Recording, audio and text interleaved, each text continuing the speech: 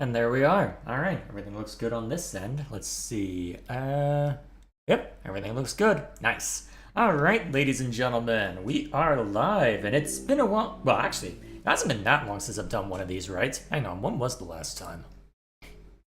Apologies if my throat is a bit off. Just have some congestion. So, let's see. When was the last time I did this? Huh. Less than a month ago. It's usually not that quick of a turnaround, though to be fair, circumstances decided to throw a hand grenade in my plans, so because of that, I figured, you know what? I've got the Discord server with recommendations for stuff to watch, so may as well see what all is there to see, right? So, to that end, the focus for tonight will primarily be on viewer requested stuff, though I do have one thing in here that I was personally, that showed up in my, that showed up in my YouTube recommended that I was curious about, so we'll see if we have time for that, though, because some of these are long boys. Let's just put it that way. I do not expect that we will get through all of this. Especially since on a couple of them, we'll probably just touch upon them rather than look at the sum totality of them all. So, for those of you new to the channel, every so often I get bullied into doing these by the audience because they'll just have some of the my thoughts on, and so here we are. So I've got a decent docket for now. We'll see what kind of nonsense we can get up to with this. So, we've got a little bit from pretty much every game we've spent time with over the last few months. We've got Cuphead, we got a little bit of Xenoblade, some commentary on Mario Kart World, just talking about that, and I threw in a couple extras as well that I think will be interesting. So, is there anything important I need to see to in chat before we begin? Yes, the Donkey Kong video is in here, Gilgamesh. I don't know if we'll get to it. Also, hi. So, is there any limit, any for reacts that are specifically off limits? Looks like Gilgamesh's answer is sufficient. The short version, there are a lot of important conversations going on in the world and a lot of important things going on. I feel the best way that I can be helpful is to merely be the guy to say, okay, you're overdoing it. So, that's usually how I go about things when it comes to politics or culture war stuff. And honestly, I'm trying to stream on YouTube, so anything that would get me age restricted is unlikely to show up. So that's usually what it boils down to. Short version is I have final say on whatever goes up on here. So we'll see what goes on. So if you have any suggestions, feel free to throw them in chat, and I can take a look at them on my own time and see if they're worth looking at on a stream or maybe even making a response video to, depending on the kind of arguments being made. So, anything else in here? The Cuphead video was pre-DLC. Yep, I can see that. Let's see. Cuphead is a great game. I couldn't beat it, though, because of King Dice. Yeah, that one took me a while. Oh, boy. But, either way, the main part for Cuphead is while we were playing it, there were a couple of people that recommended that I check out some of the speed running on the game, because I had naturally been struggling with it because platformers aren't my forte. And so it came up in conversation to say, hey, it might be good to see how other people are playing it. Might be fascinating to look at. But along with that, there was the obligatory Honest Game trailers that came up, because Honest Game trailers has a bit of a mixed opinion from some people, but you know what? We'll see if they manage to nail it this time, right? So, we'll go ahead and jump into it. Also, let me know if the audio balance is off. This message is brought to you by the Commission for Honest Criticisms. Hey there. Well, we'll see if that ends up being true, but here we go. There, kid. You look like a strapping young lad. Do you crave excitement, adventure, and fast-paced cartoon action? Do you want a challenge so tough you'll toss your little sister at the televisual box? Okay, good start. Do you pledge allegiance to America? Of course you do. Then it's time to jump into the pepped-up world of Cuphead. Who's that? Why, it's our hero, Cuphead, and his boisterous brother, Mugman. These two adorable scamps had a ring-ding at the clip joint, and now they're in a little over their Cupheads. Yeah, I mean, you're doing a pretty good job of abiding by the tone of the tone of the game, so a lot of respect for that. I'll be curious to see what kind of critiques you throw in here, because that's usually how the Honest trailers in general go. Audio's good? Excellent. So, I'll be curious to see what kind of criticisms you have for it, because I remember around the time this game came out, there was all the this game ended up being flashpoint for the Game Journalists Are Bad at Video Games discourse, so I'll be curious to see what you have to say specifically. They made a dirty deal with the dastardly devil, and it's up to you to help them collect the souls of their cartoon enemies. Using only your wits, your ingenuity, and a snappy set of business guns. Watch where you point that thing, mister. Delight in Well, there's a couple that you don't have to worry about pointing. It'll just go to your target, but shh. the luscious visuals that only Cuphead can offer, as years of animating in sweatshop-style conditions finally pays off. In art so cheery, you won't notice the enemy shots until they hit you in the cup. Okay, that is fair, because there are some enemies that felt like complete bullshit. I will grant you that. I'm trying to remember, which one was it that was really annoying? Was it the... It was the World 2 when you were in the airplane. Yeah, that one was tough. Let's see. The honeybee was... Well, the queen bee wasn't as bad as I expected it to be, given what I had seen of it already. King Dice took a while, though that was more just long-winded rather than bullshit. And so charming that it draws in a crowd of curious casuals, then crushes their spirits with gameplay that's harder than a petrified nutsack. Where's that Which then leads to all the Dark Souls comparisons. smile now, little Timmy? Why, it's in the garbage with your platforming skills. Guilty as charged. Join in on the antics of those lovable container boys as they jump, dash, and parry around wacky run and gun levels, where anything and everything will happily smash you to pieces. Yep. And duke it out with sentient carrots, waffles, cars, and more. As each dastardly villain morphs into different forms more ridiculous than the last. I don't know if ridiculous is the right word, but fair enough. Until you inevitably perish and find out that you aren't even halfway done. But Yep. keep at it. Suffering builds character. Yep. And also keeps your video game from being 2 hours long. Someone read Calvin and Hobbes back in the day. Choose your arsenal of Oh, screw the octopus level. The last part is harder than some of the bosses. I didn't mind that one as much. I didn't find the robot that hard either. I struggled on the robot considerably. I think I had to... Well, no, it was the dragon that really got me. I had to come back to that another day. bad guy bopping bullets. From bread and butter classics, to more exotic additions, to paltry pot shots for patsies. And Okay, that was a good alliteration. Well played. gear up with potent power-ups from a petulant porcine. Okay, you're having way too much fun with this. Or specials stolen from some serious spooks.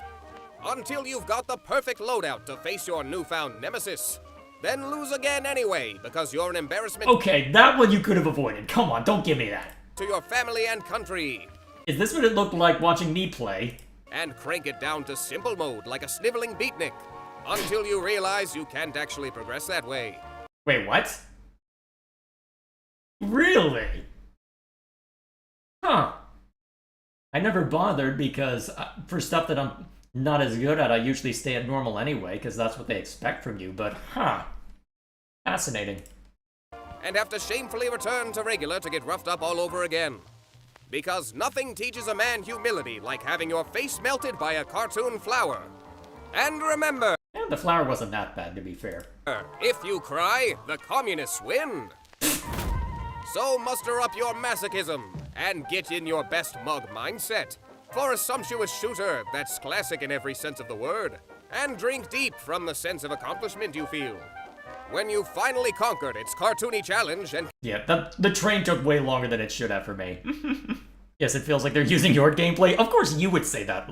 Of course you would say that. can safely say you've mastered Cuphead. Excuse me? What's that you say? There's a hard mode. Go yourself. Stop. To be fair, I do need to double back to that at some point, because I left it on a fairly sour note trying to get through a pacifist run and then just eventually gave up and then pivoted. So I'll need to bring it up either on a variety night or make some dedicated time to really dig into it, but still. Starring Goblet Guy, Demi-Toss Dude, Gallon Gal, Dark Porky, Mr. Potts, Andrew Dice Clay, and Satan, who is the devil. Very subtle. Alice Child. Did you know there's an unlockable black and white mode? All you need to do is beat every run and gun mode without firing a shot. Sounds about as fun as going down a slide made of cheese graters. Nico It's not that bad. Okay, you know what? For a guy who ended up not going through one of them the rest of the way and gave up, you know what, I can't say that.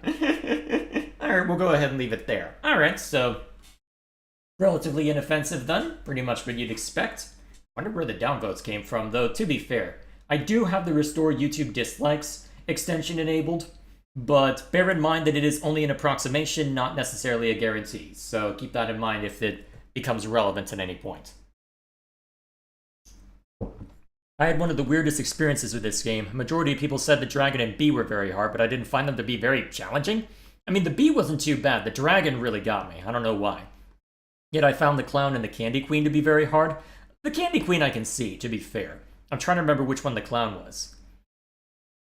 Let's see. Yeah, simple mode doesn't let you progress. It's basically the no losers behind this point line from Twisted Metal 2. Ouch. I only speak the truth and nothing less unless paid. Of course. Yeah, totally. The Ghost String was medium difficulty for me, although it was one of my favorite bosses for the unique gimmick for it. I think my problem with it was that it was near the end of a stream and so I was getting impatient. That probably didn't help. To be fair, streaming it does make a difference. What's it called? What do they call it? The streamer tax? Either way, speaking of people who can hack it on stream, I got sent 2 videos. This is the most recent one, so I'll probably default to it. Oh, it'll even tell you... is there any particular boss we may want to check out? Actually, you know what? The rope... Let's see. So what are the ones that I had a lot of trouble with? So, I believe that this was marked as... What is it? Hater percent, where you're not allowed to be hit by anything? I believe is what this was. Let's see. Is there anything in particular that I was interested in seeing?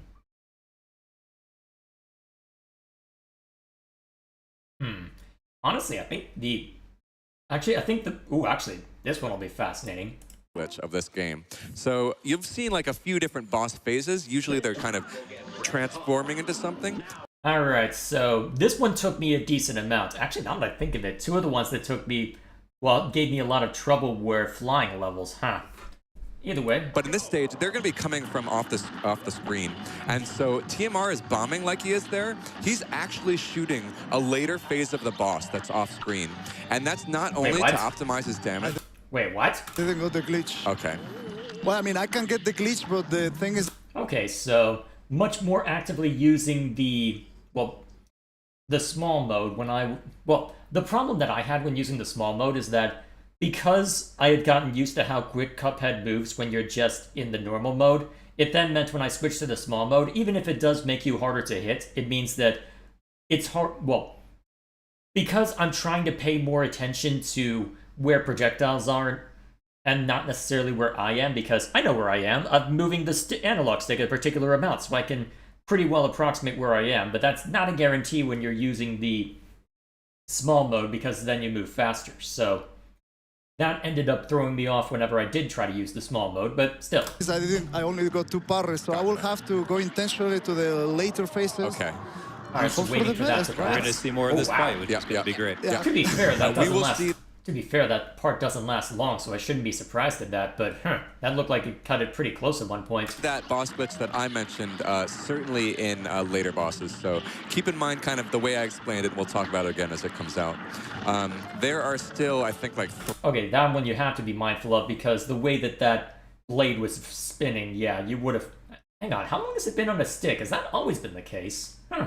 Interesting. Almost like a puppet display. I wonder if that was the idea. How am I just now noticing that? 3 more phases after this one to this boss. And each one of them is just so crazy. So here, we're hoping for, what is it?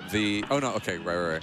So, we just need to do as much damage as possible to that boss. It dies very quickly. Now the puppet comes up. The puppet is actually what we were attacking when we were shooting off screen, because you'll see it's kind of coming up off screen. It was there all along. So we were damaging it with bombs. But now it's on the screen, and this is phase, I think, 4 out of 5. How did I never think to go below it like that? Though, to be fair, that's not something you would necessarily... Well, unless you're experimenting heavily, it's not something you'd necessarily think of, because, hey, you're thinking, I want to do as much damage as possible. you're not thinking about survival. So, you know what, fair enough. Had he had gotten his 3 parries and he would have gone ahead and done the glitch, he actually would have done so much damage, it would have transitioned to this phase. But so when And then you can use your iframes in order to get back over to a safer spot. the sarcophagus phase comes out, it just gets locked in that phase and we wouldn't have even seen these. I'm not sure if I got Neat. the 3 parries. I hope Wait, are you just safe there entirely? so.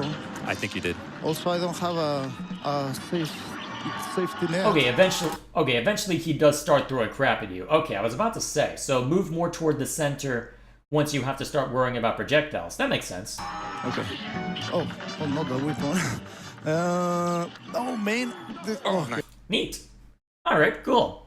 Let's see. I got an idea. Every time you blink during the game, you have to reset the whole thing. Yeah, you do that. Let me know how it goes. Let's see. What other silliness is in here? Oh, this was the clown you were talking about. This one didn't seem too bad for me. It was tough, but seemed fair. Okay. Dargan. This one I'm very curious about. Ideally, there's 3 possibilities. A, he does the fight normally. B, he does enough damage. Hang on, what's that other projectile that he had in play? Where'd that come from? Or was I just within seeing this things? phase in order to kind of in order to Oh, I see. It's that one that curves up. I just never used that projectile. Fair enough. Yeah, I hit that clown so much. help out with the rest of the fight. The last possibility is that he does enough damage after he goes off screen, but just between the time that he comes in from the left and nice. his tongue rolling out in order to... Interesting. So he's not doing the large blarg, he's just using the smaller projectile with the arc shot. Interesting. Make the fight simpler. So let's see how this fight goes. Ooh. He needs, the only time in this fight for parries though, is the 3 rings. I haven't been keeping track. I'm not sure if he's done that. Interesting that he was willing to spam those in order to try and get rid of it quickly, but then again, given the sheer number of directions that attacks can come from in that stage especially, I suppose it makes sense. Yeah, clearly he has, because he knows what to do. So I got the glitch. He got the glitch. Yeah, the screen is shaking. So that he's locked this into place. He's not going to get the 3rd phase. Yeah. But he does still have to dodge these little flamers. Wait, what do you mean by not get the 3rd phase? Did he So just do enough damage? The boss is exploding. So the boss, again, is in that like phase 3 kind of window, and he's just saying, kill me. And Huh. So if you damage it in such a way that... How's that work? Is that why he was spamming so much? Hang on, I need to listen to the commentary on this. Does the transcript tell me anything useful? So what were they saying while all this was happening? So... TMR does. Alright, so 2509. So what were they talking about for this? So...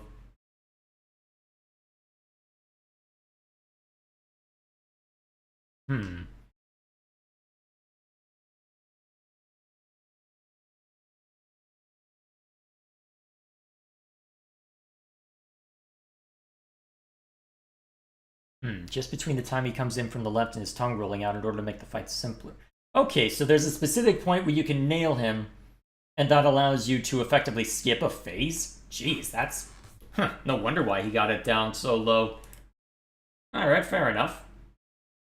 Let's see. Oh, yes. Oh, you can definitely tell this was the most replayed. Yeah, I can understand why.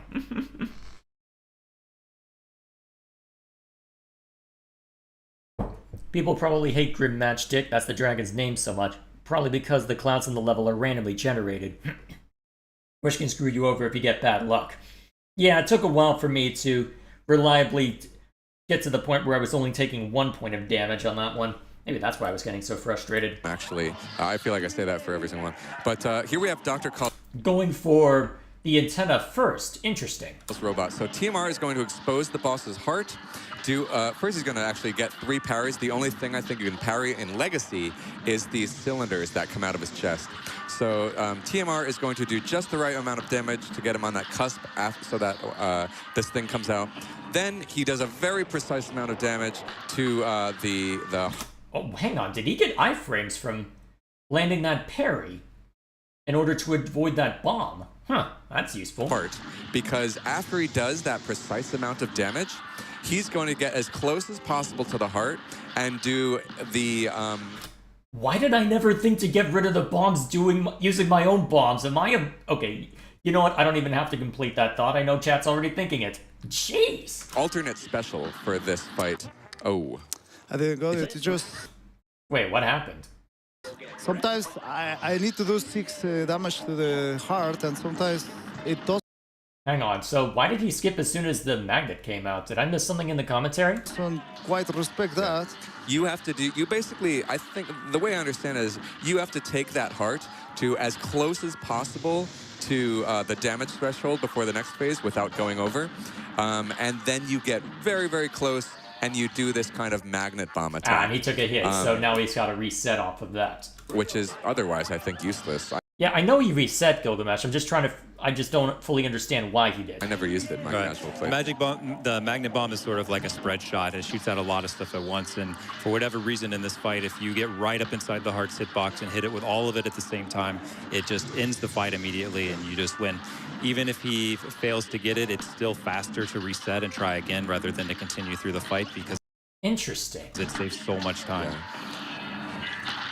The third phase lasts, if you make it to it, which we won't be seeing, the third phase lasts extremely, extremely long. Oh my god. And that Wait, the magnet doesn't deal any damage to you? there's Oh, this, come on, come on, come there's on. so, look at all the Oh, yeah, projectiles on he's the screen. So let's talk Oh yeah, he's getting frustrated because, oh man, he's struggling this much just to not take a hit. Okay, now I don't feel so bad about myself. about that. TMR! Let's go! Let's talk Hang on a minute, I just realized he's quickly alternating between his machine gun and the bombs, isn't he? about Hang on. let's talk about everything he needs to be mindful of. So, first of all, we have all the bolts coming out of the top part of the head. Yep. Second, once he destroys the stomach, then Oh yeah, he is rapidly switching between them, presumably to just burn it down as quickly as possible, huh? Neat. and the bombs come out and start chasing him down. In addition to that, he also has these just all the parries to be careful of. And Wow, sometimes okay, I don't feel bad about struggling on this so much. Wow, if even a speedrunner is struggling. the arms will come out and either become magnets, which pull him, or else they'll kind of wind through and do damage that way. I feel like I interrupted that, man. Let's hear it for start TMR. it Do again. it, do it. TMR, TMR, TMR, Alright, good to know you're hyping him up. You want him to do well too. Fair enough. Good for you. TMR, TMR. Oh, you got this. One.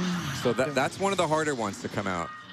Because you Alright, have so to now watch that out he's for at this those. point, the way they were talking about it, there's a very specific amount of damage that has to be dealt in order to skip a phase. Those projectiles. There are just so many types of projectiles. I'm gonna try Lucky Bofa. Ah, What went wrong there? When I hit the bottom thing, the bottom missile, it hit like the target, and yeah. Got it. Cool, cool. The thing is, I can do the normal way, like it's the 3 phases. I really want to show you the glitch. It's very Yeah, difficult it's to Really execute. cool. This is my fault. I told Tiamara it would be better if he failed this a few times just to show how hard it okay. Trying to cover for him, huh, commentators? You know what, fair enough. is and set up the drama, and then here we go. He's doing it for all of us. Yeah. Good showmanship, good showmanship. So I got 1, 2, 3. Those hand bullets, just everything 4, together 5. is just so hard to I dodge. could do the 6th. Oh, okay. This is my work. This is my work. Please, please. Yes! Yes! Huh. Fascinating. Fascinating. This is also a Games Done Quick speedrunner with a live audience, which speedrunners take less risky strategies on. Yeah, fair enough. Fascinating. First try. First try. No problem, man. I didn't. Yeah, first try, totally. Better than I did, to be fair. In less time, anyway. What other silliness do we have in here? Actually, you know what? Here's what I'm curious about. How did he deal with King Dice? Because does he just go 3 full send? Does he try and time things out with the die? How does he play this I one? think we're all keeping This track one of I'm that very one. curious about. Alright, here's the real question. Does he properly micro his movement when it comes to the map? TMR, you like King Dice? What are your thoughts on King Dice? Yeah, actually, that's one of my favorite bosses, together with Calamaria. I mean, Naturally. naturally, of course. A rare time where we get to hear from him when he's not in the groove, huh? Let's see, is there anything else in chat I should see too?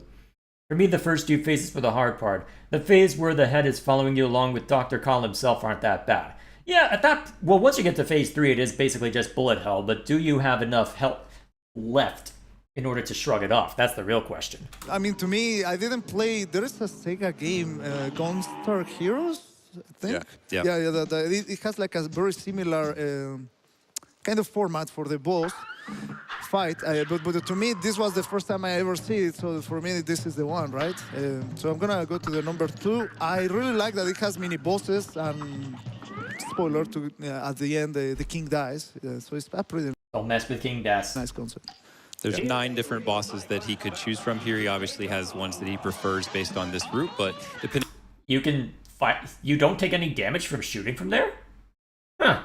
And that looks like he's choosing high damage projectiles, or at least I would assume so if he's trying to min-max that. On the route, he might do different ones, or in some cases, all of the bosses. Yeah, the ones that are fastest, obviously, the ones that are fastest are the ones he goes with. For a little bit, actually, the speed run was using. Oh, you can duck number under 3. that? How did I never notice that? Well, to be fair, it's not as if I would have tried harder, because I'm not thinking, how do I optimize this? I'm thinking, how do I survive? So I'd take the easy way. On the dice track, which is Okay, so going for the poker chips, because that goes pretty quickly. That makes sense. the cigar, if you guys are familiar with this game. But this one, it was found to be faster just after precisely measuring it.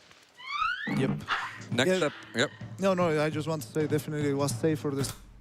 When it comes to bullet hell sections in this game, I usually just focus on my plane and any projectiles that come close to it. Yeah, that's fair. Cigars. That's how I ended up playing the phase 3 on the mech, and that's what got me through. I think there's a couple times where I'm just in the groove just trying to survive, and then I see knockout and think, wait, what, we're done? Oh, okay, cool, nice. To say. Next up, we have 4, which is, I believe, the domino. There is some danger to this. Again, I Well, the domino wasn't too bad once I got used to the groove. mean, like, even though, so to reiterate, you can actually get plus health in this stage, but it's still no damage. Even if TMR lands on one of the spots that's plus health, he can take no damage in this throughout all Fair enough. 3 mini-boss fights plus the final King Dice fight. And that's a consequence of playing the Legacy version. If you play on the current patch, as long as you finish a fight with 3 health, it's going to give you credit. And so even if you use the 5 health charm or something. Oh, is that legacy version? Is this what came out on the release date then instead of the current version that exists right now? Because I remember that being the case earlier, that I just had to have 3 health, so... Is that something that was changed when the DLC was introduced? Fair enough. Something like that where you have extra HP, you can go through it. But in this case, if you take any damage, it doesn't matter how many you finish with, it's no good. They're not going to give it to you. Fair enough. So a quick safety This is 1.0? Cool. Thanks for the clarification. break, just like a little coffee break here. Let's see. Get that 3. Nice. So onto the monkey. Get Zen. Get Zen. And then onto the monkey. Okay. You want to explain the monkey? Yeah, so we're going, you may have found this casually. I know I did. We're going for The a glitch monkey. here. He's going to attempt Oh, this guy. to freeze this monkey off the screen, and this will be really fast if he gets it. And, No, I didn't. okay, he's going to try again. He's going to get a lot of opportunities here. It's always going to be faster to keep trying it rather than fight it. I think he got it, and the fight's over. What?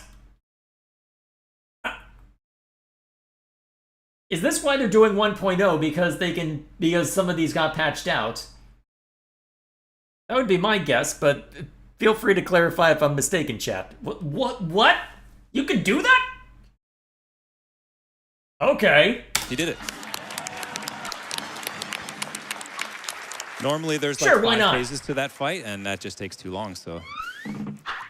Like, initially you would think I would never do that fight in a speed run, but winds up because of the glitch being right. Nice. Oh, man. All right. And now a swell battle against King Dice. All right, King Dice himself. This fight can be a bit The monkey was heavily glitched on release. Basically, you could get it to fly off screen and kill itself. Yep, as we've seen. Jeez. unlucky depending on where the pink parryable cards are. Oh yeah, this was There's a rough. big gap. This is Yeah. okay, he's And all right. you can Yeah, and saving the dash for when he knew he had a chance to get away. Yeah, that was rough. dash, but yeah. I hope that I can't hear it. I hope everyone behind me is doing the finger walk here. Oh my Oh god. yeah, and having to dash Terrible there. luck. Oh Okay. man. Ooh, that would have stressed me the hell out if that were me. Well played, sir. Very good. Wow. Yeah, one hit there, like, and I had to start Nice. over the fight. How many parries do you think you actually got? 54, 55? I think it was 51. All right. That's oddly specific, but never mind me. So the devil himself is coming up, the final boss of the game, 4 phases total. On simple mode, actually, you wouldn't fight either King Dice or the devil. But on regular and expert modes, these are the final modes. And naturally, we're not going to hand over those contracts. You got to fight us for them, man. There are a bunch of, in the first phase, there are a bunch of different attacks the devil can do. The spider is kind of the worst. This attack is good. And Well, once you get used to it anyway, this one kept hurting me a lot. also the kind of ring of projectiles is difficult as well. This is one of the hardest ones just because it adds so much complexity and Oh, makes yeah. you have to dodge where you really just want to be dealing damage. So the phases that he gets here is going to affect what he does because he is looking for parryable items here. Why did I never think of that? I just kept to think, oh, go to the border, it'll be fine. Hope that you don't get a devil on the other side. Well, one of the imps. Why did I never think of that? I'm a moron. So he doesn't have to worry about them. Oh, what? Okay, that's why I wouldn't have thought about it. I wouldn't have thought to duck the whole time. Okay, fair enough. Later, so far he's only gotten one attack that actually has. So he's only got one fairy right now. You're already at phase 2? 2 more, you need 2 more. He's doing some more hitbox off screen there. He's did a little extra damage. This is the You're already at phase 2. Holy crap. phase where he's going to want to get the rest of the parries because phase 3 and phase 4 are the final 2 phases, and things are going to, pardon the pun, but it's where all hell breaks loose. Fair enough. So, and he's going to go for it. Like, you too? Okay. Yeah, the parry. This is the hardest way to parry, but he's going for it. Devil has very little health. It's just He about needs- those parries. Has to get these tears. Whoa. Holy. Time. Huh. Whoa. Neat. I would have never thought to do that. Fair enough. Well played, sir. Okay, I don't think we necessarily need to go too much further in other than that. So, yeah. All sorts of neat stuff you can do with this game. I wonder if Jay can do this. Not on stream, probably not. Not with the amount of practice it would take. If I was confined to just doing stuff on stream, yeah, no way. Oh, man. That's... Fair enough. Cool stuff. Cool stuff. Let's see. Anything I need to see to in chats? Looks like we're good. Alrighty then. So... Let's see. How do I want to break things up? Let's see. We got a couple longer videos, so I may as well get one of the longer ones because... Let's see. When did we reach the credits on Xenoblade 3? Let's see. When did we hit those? Okay, so... May 16th, so a few months ago, was when we hit the credits in Future Redeemed. And then we had March 16th. That's funny how that worked out. Was when we hit the credits on the main game. Alright, fair enough. Jay versus a bear, knowing Jay's physique, he can't, well, he can win, so I'm gonna put my money on Jay. What do you think my physique looks like? Yeah, well. So, we've had this for a few, so this has been in, well, this has been the expected thing that was going to be thrown at me for a while because there's been a lot of what is the right word? A lot of conversation in chat whenever Xenoblade's going on, just saying, ooh, look at this thing, that's totally not important. What's going to happen next, all that fun stuff. Especially trying to get opinions as we go when you know they're going to throw something in at the 11th hour. So, at this point, fair warning, there will be spoilers on this. This does have DLC spoilers, and that's why you held it back till now. So, yeah. I'll be very curious, because I believe you would, well, Olgamesh, you had given me the videos on this for Xenoblade 2 as well. So, given how long we'll be here, although I had trouble being transformative on this the last time, so we'll see what all gets thrown at us. So, we'll see what happens. All I'm saying is that a bear can't handle massive weight on them? What do you think I look like? Yeah, well, whatever. Xenoblade Chronicles, a fantastic series of JRPGs filled with brilliant characters, breathtaking worlds, bopping and emotional soundtracks, and unforgettable stories. Well, it's got some problems here and there. Jin could have ended the second game before it began if he really wanted to, but never mind that. Monolith Soft is known for making the most out of hardware and crafting banger games. Like, did you see the black magic they conjured to make Xenoblade X run on that paperweight? But even with their utmost expertise in crafting these games, not everything makes the cut. Unused content is common in games within the industry and could be scrapped for reasons like deadlines or a change of focus. This content could include game mechanics, concept art, or character designs. Xenoblade isn't immune to unused content, as Xeno has a ton of cut content with each entry, to the point some need whole ass books to explain things not in the game. I feel like that's a bigger issue than anything else. If there's so much about your story that remains outside of that, is that necessarily a good thing? Last year I covered Xenoblade 2's unused content, which shit totally watched by the way, which contained a plethora of content left on the cutting floor. The same goes for its sequel, Xenoblade Chronicles 3, and while it doesn't have as much unused content as Xenoblade 2 did, as it had a longer development cycle, the unused content it does have is... Yeah, I'm assuming, well, I wouldn't necessarily call this unused content. I would see this more as initial character design and all that fun stuff. But, never mind me. still interesting nonetheless. Because you get all sorts of different variations on the main characters before you settle on one that you're happy with, so I wouldn't necessarily call this unused. Well, I guess unused by technicality, but more trying to figure out the concept for the character before you nail down the look. You're gonna be here for a while, so sit Yeah, pretty much. back and relax as we go through all of the unused content of Xenoblade Chronicles 3. Shout out again to those from the cutting floor as a resource for documenting many of these unused assets. One last thing before we get into this. Did you know that only 11% of you guys are subscribed? Yeah. When did this come out? I thought that was a trend a few years ago. 2024? I thought that was Wasn't that a trend that was over and done with in, 3 years ago or something like that? Although, to be fair, that's not necessarily a bad thing to have so few people not subscribe, because then it just means your prospective audience is a lot larger. And to be fair, there are people who will regularly watch your stuff that won't necessarily subscribe, so either way. Be sure to click that subscribe button and leave a comment for more content like this, as it would be greatly appreciated. You'll be helping me out within the algorithm and my goal of 10k subs by the end of 2024. Alright, enough introductions and Well, if you like this video, feel free to contribute to it. chilling. Let's dive in. It's good to keep a record. Alright, good production design, good production value if nothing else. Alright, to start things off, let's go through some character designs. There are a bunch And that's why you wanted to wait until Future Redeem was done, eh? Fair enough. of unused designs for the main cast, heroes, and some of the consoles, thanks to the Xenoblade Chronicles 3 Collected Works art book that came with a special edition 2 years ago, and the recently released Xenoblade Chronicles 3 Aionios Moments art book, which is more in line with Aorus Records. Unlike Aorus Records, however, the Aionios Moments art book also contains a column of Takahashi filled with him answering lore questions from the game.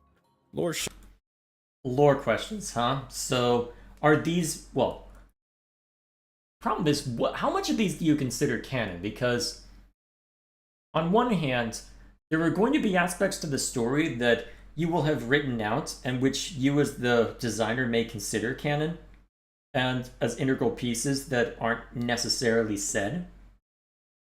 Because you dig into something like Fire Emblem Three Houses, there's a lot of history to the world as we see it that is told to us in bits and pieces that has to be pieced together. But at the same time, it's not necessary for you to see those for the story to function. So I'd be curious to know what kind of changes, what kind of stuff was put in here, because there are some ambiguities that you can dig into for Xenoblade 3, and I've got a half-finished script for Xenoblade 3 where my main point for the spoiler section is just to say, look at how contrived this story is. Because that's really the main thing that I took away looking back over it, because, both Noah and, well, both N and Matthew have a piece of the Trinity processor, and there's no explanation for how they got those. That's a problem. And no, I'm not going to let you just J.K. Rowling your way out of it and just say, oh, I put it on Twitter, so clearly this is how it happens. No, that's not going to cut it. So, on one hand, there can be important stuff in there that you may want to expand upon later that is interesting to know, but I'd be curious to know if there's anything essential in here, because here's another thing you don't necessarily think about. Were Linka and Panacea parts of an Agni and Kevesi colony? Or were they plucked out of Origin, some corner of Origin at the same time as Rex and Shulk in order to challenge Alvis? Because depending on when Reintik took a hint, Panacea could be anywhere from 5 to 15 years old at the time that things started, since the battle initially took place, 15 years before the main story in Future Redeemed? So, I don't know. There's a lot of ambiguity with the story and a lot of contrived aspects to it when you dig into Future Redeemed, which arguably is the biggest issue you have to worry about for that. Because, honestly, the story playing out as it does, basically divine intervention. There's no other way around it. Unless you are going to explain everything with what's in here. But you know what? I could be rambling for nothing. Let's see what sort of nonsense you have in here. Noah and then Sword Origins or plot holes? Yeah. I mean, Lucky 7 isn't so bad. The part that's weird to me is why Riku, having full knowledge of everything, would ever even think to hand it off to someone whom he knew became a Mobius. Shit isn't my expertise on this channel, so I'll just be linking a few It all makes sense. I find that hard to believe. videos and a translation of the interview down below. Okay, hang on. Can I go see that link? Okay, so there's a translation.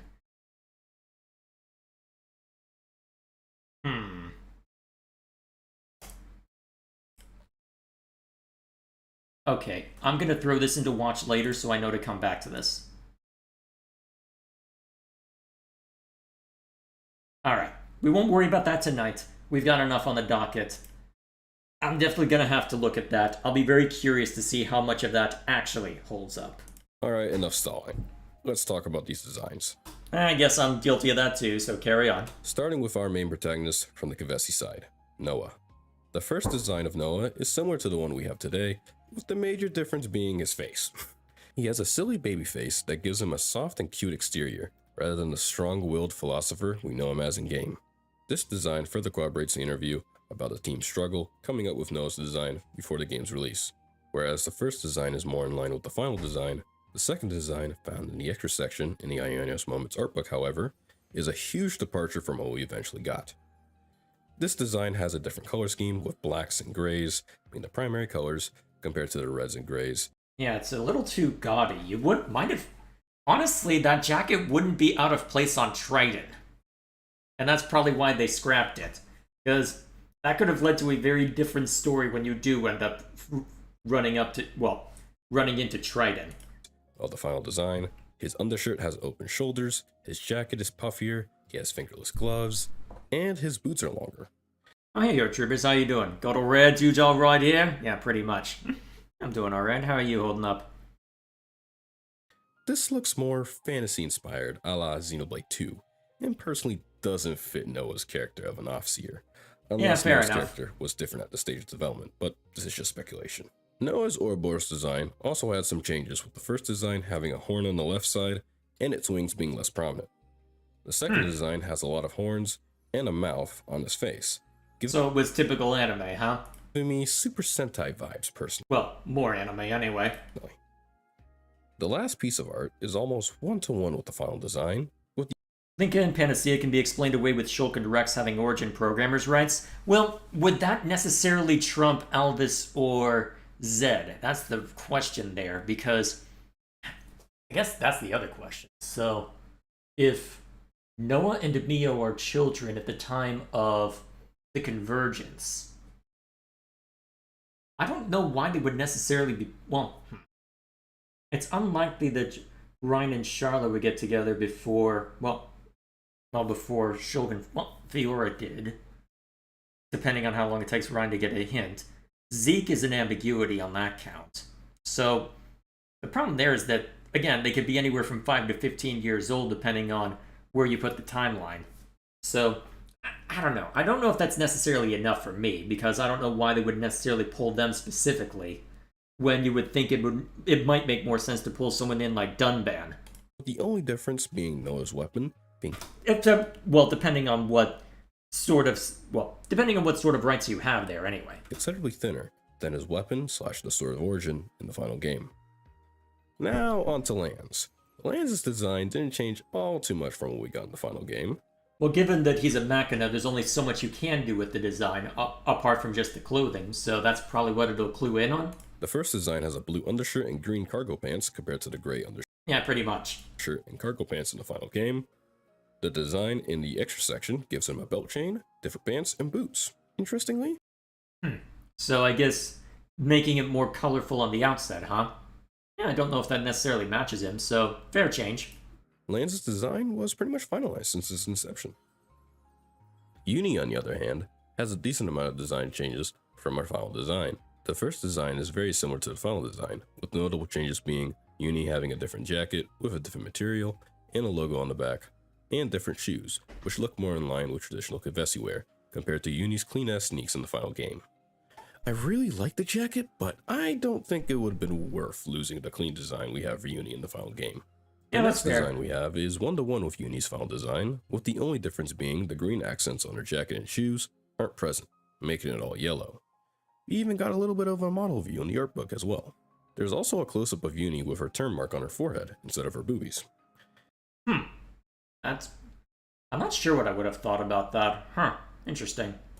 Glad they made this change, as she looks kinda goofy with the mark on her forehead. Well, I'd be curious to know how much of the goofiness in her character is localization and how much of it is actuality, because now that I have played the game, I have seen a bit more commentary and people making fun of it, and this commonality seems to be making fun of just how British Uni is. So I'd be curious to know how much of that silliness or sassiness is a result of the characterization and how much of it is a result of localization. Next up, we have an unused outfit for young Uni, with her having a long-sleeved sweater, longer shorts, and different shoes. Fair I enough. slightly prefer the current design we have overall, but this version of young Uni has barely any screen time regardless, so it really doesn't matter. In Japan, she's just a tomboy. Fair enough. Saving the best for last, we have Uni's design from the extra section in the art book. This design has the most radical departure from every design we've seen of Uni so far, with her having a different color scheme than her final design, with the blacks and whites, a double-breasted coat, shorts, a pouch on her right leg, different shoes with her socks visible, and her having a pink ribbon across her waist. Honestly, I really like this design for Uni, but it's still fitting her personality, and I wish it was an alternate design for her in-game as a special costume. I'm kind of surprised it wasn't given that now that I think of it. Uni's Ouroboros had a different design, with longer horns, massive wings sprouting from the back of her head, and a halo on top, giving this design an angelic vibe, which That wouldn't have fit Uni, but never mind me. would fit Uni's role as a healer quite nice. Well, it might fit the role of a healer, but it would not fit her personality. No, not at all. Now it's She is an imp. time to segue to our Agnian trio, starting with the Agnian Offseer and protagonist, Mio. Mio went through the most changes of the entire main party. Well, given her relationship to prior protagonists, that makes sense. This is something you need to be careful with. So fair enough. And has some interesting unused designs. The first one is near 1-to-1 with the final design, with two tiny changes. She has a charm as a hairpin, where her braid would be in her final design, and her core crystal isn't Nia's Flesh Eater core crystal seen in the final game, but in fact, an Aegis core crystal like How would that have even worked? I wonder? Pyra and Mifra. Maybe this would imply that all of Rex's children would have had the Aegis core crystal at this point in development, or just maybe Nia and Pyra just did the deed and yeah, Mio's actually Pyra's child instead. How would that have worked, though? Because, well, You know what? That would have not have worked because Rex doesn't have any Gormati ancestry that we know of. Still very interesting to see in the art book, even if it was merely a concept. Skipping over to the next page What was that visual glitch? Whatever. with the classic horny Saito art seen in Of course. these art books with Mio undressing. You horny bastards. It's Xenoblade. Well, if it's the same art directors as Xenoblade 2, are you surprised? We have this design of a young Mio. This Mio design would have been used if we had seen the Agnian side of the collision from Mio's perspective. Would have been nice if we did get to see it from the Alrestian side. I'm kind of surprised we didn't see anything of that, although to be fair, that's an ambiguity that they can leave for hilarity later down the line, right? Well, depending on whatever they do with any future game. There's a lot of ambiguity with that ending, though, because, oh hey, first it was just a matter of them just re-splitting apart, and then that's just that, and eventually they reconverge, and then, oh wait, everything's reconverged again. Okay, so where's Bionis? Are Shulk and Rex still fine given the whole takeover core of origin bit? Or does that mean everyone in the city is around? Or too many ambiguities. Too many ambiguities. And would have added more of a balance to the screen time with Noah and Mio during Chapter 1. The next design we have for Mio is from the extra section of the Ionios Moments art book, and it hands down has the most interesting changes yet. This design has Mio in a slender dress, with a white and dark blue color scheme, with a bit of a floral design throughout her outfit, and having a bluish headband instead of the braid in her hair. We see this outfit in 3 different hairstyles. One is slightly longer than Mio's short hairstyle in the final game. Another is fluffy, slightly braided, and is at chest length. I'm not sure that would have necessarily worked unless you were making it Mithra's kid or something. And the last one is styled in a long braided ponytail.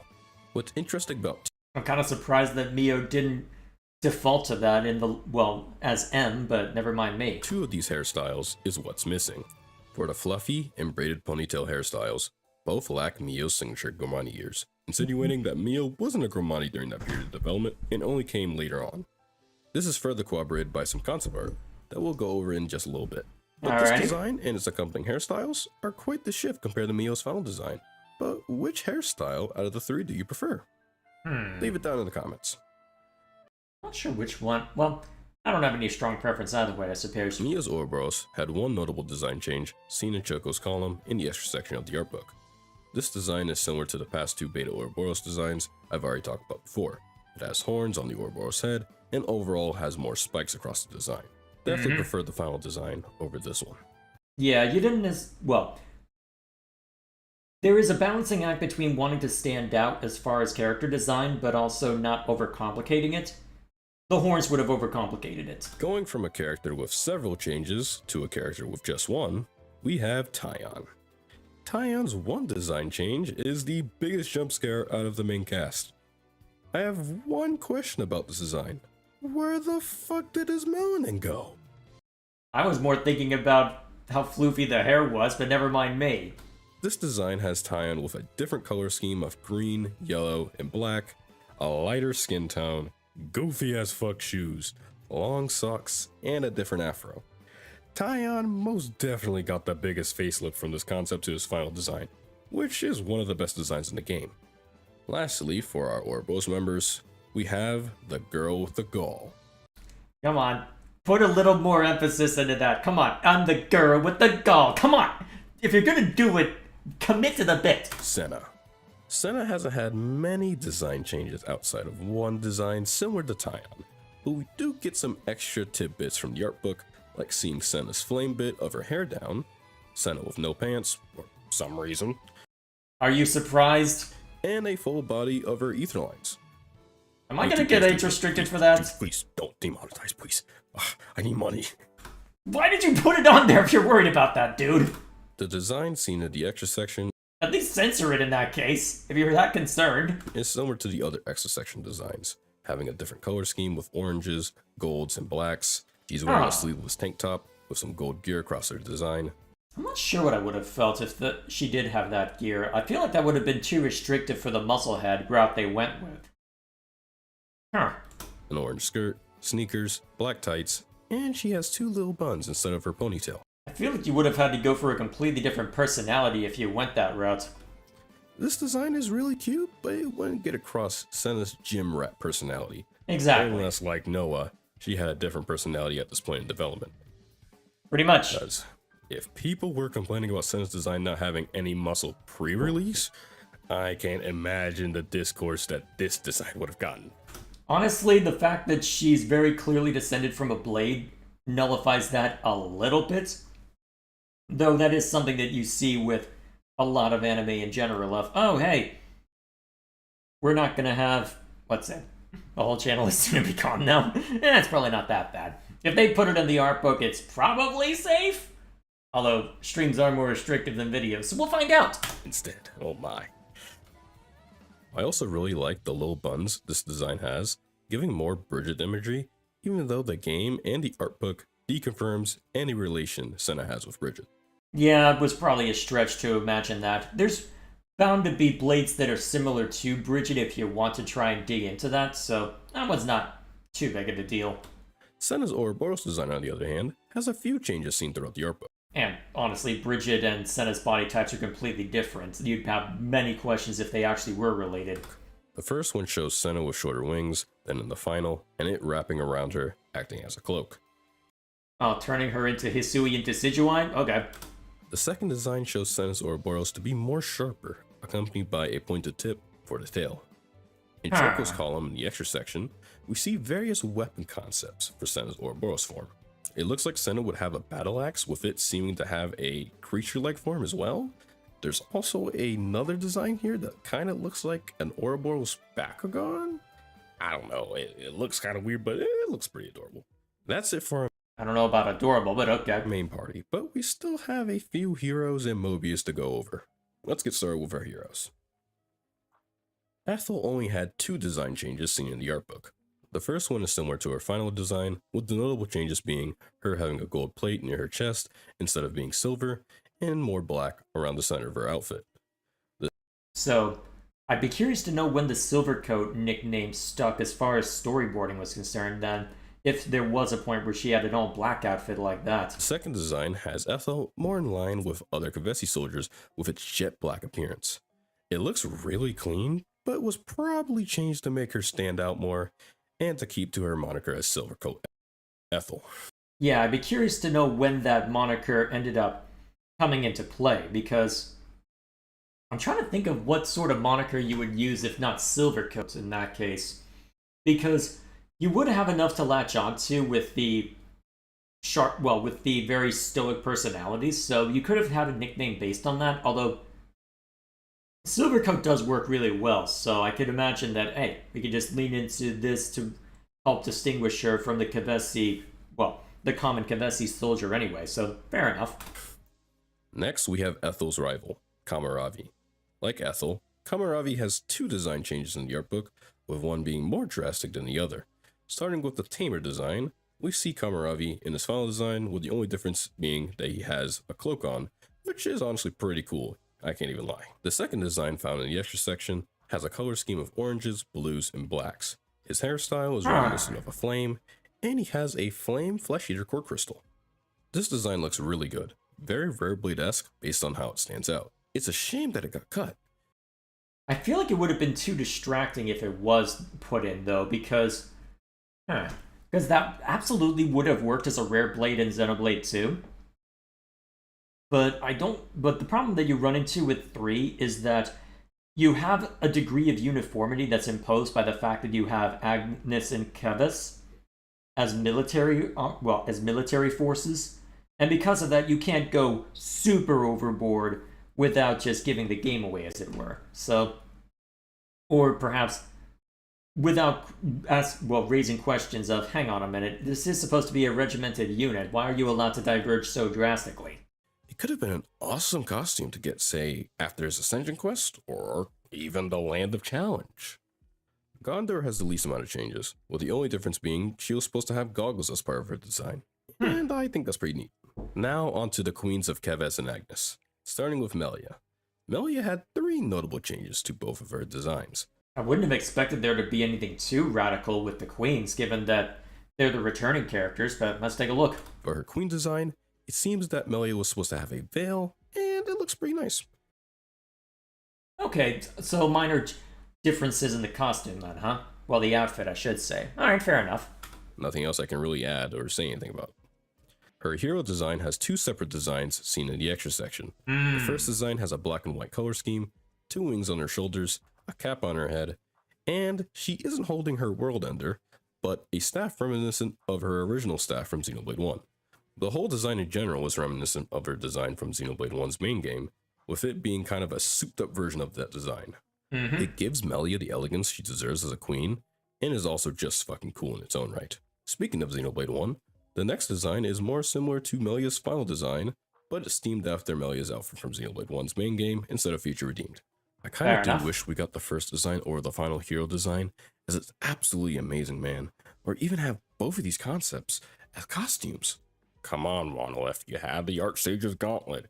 You could have slid a few costumes for the heroes as well. Yeah, but then we have to actually model them instead of just draw them, so clearly we have to draw the line somewhere, literally. That's all I'm saying. On the contrary, Nia didn't have many design changes seen in the art book, as you can't change perfection. But Okay, come on. I don't have a problem with the design, but calm down. we still have 2 notable observations. For her hero design, there's a concept that's near 1-to-1 with her final design, except she has slightly longer hair. I swear I'm not going crazy, alright? No, I see it. For her queen design, her kimono was longer than it was in the final game, which would make her complaints about that fit being hard to move in even funnier if we got this version. I'm kind of surprised they didn't commit to that then. One extra tidbit about the heroes is that they got a cool little piece of background art in the art book that I'll show for the heroes previously mentioned. Here's Ethel, Kamaravi, Showing some Gondor, effects along with it, huh? Melia, Fair enough. and Nia. Now we have the Mobius, which there are 4 who have unused designs. So let's get into it, starting I'm assuming at least 2 of them are going to be N and M, given how critical they are to the plot. with Dirk. Dirk had 2 unused Really? designs, the first design having a red and brown color scheme, knee and shoulder pads, and a long coat. Honestly, a pretty cool design, and I kind of prefer it over the design we got, as it makes Dirk stand out just a bit more. Well, I feel like that would have drawn a bit too much attention to him specifically, so probably for the best that they didn't, but still. Since he's one of the main Mobius you fight constantly throughout the store. The second design seen in the extra section is quite a departure from what we eventually got. Hello. This design has a gold and blue color scheme, a long coat, and an undercut. This design is quite grotesque in my opinion, and a little too far for Dirk, and I am glad they went with the final design instead of this one. Who's your least favorite character in this game? That's hard. Least favorite, huh?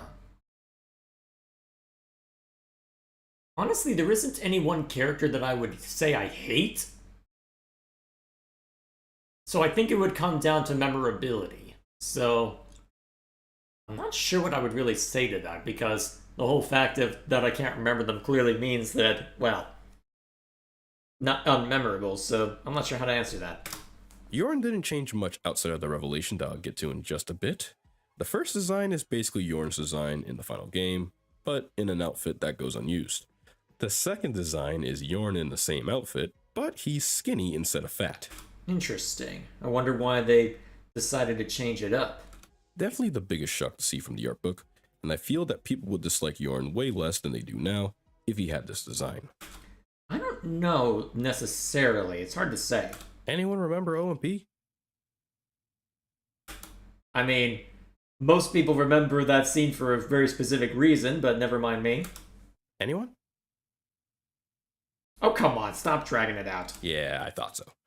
Outside of them getting their shit kicked by Mio and giving her one of their best scenes, they're pretty forgettable. Okay, fair enough. But with the art book, we finally get to see what they look like under the mask. Yeah, that'll definitely spawn some down bad posts on Twitter for sure. You said it, not me. Now on to our last 2 Mobius, Okay, this is what I was expecting. N and M. The 2 have similar design changes, so I'll tackle them back to back. The changes to N's design seen in the art book are that he had a different mask design and was gonna have a cape. Honestly, he should have kept the cape, as it No capes! makes him look cooler and adds to the graph parallels. The same goes for M, as she also had a different mask design that covered most of her face and ears, I'm kind of surprised they didn't commit to that. Huh. a little window where her core crystal resides, and a red cape.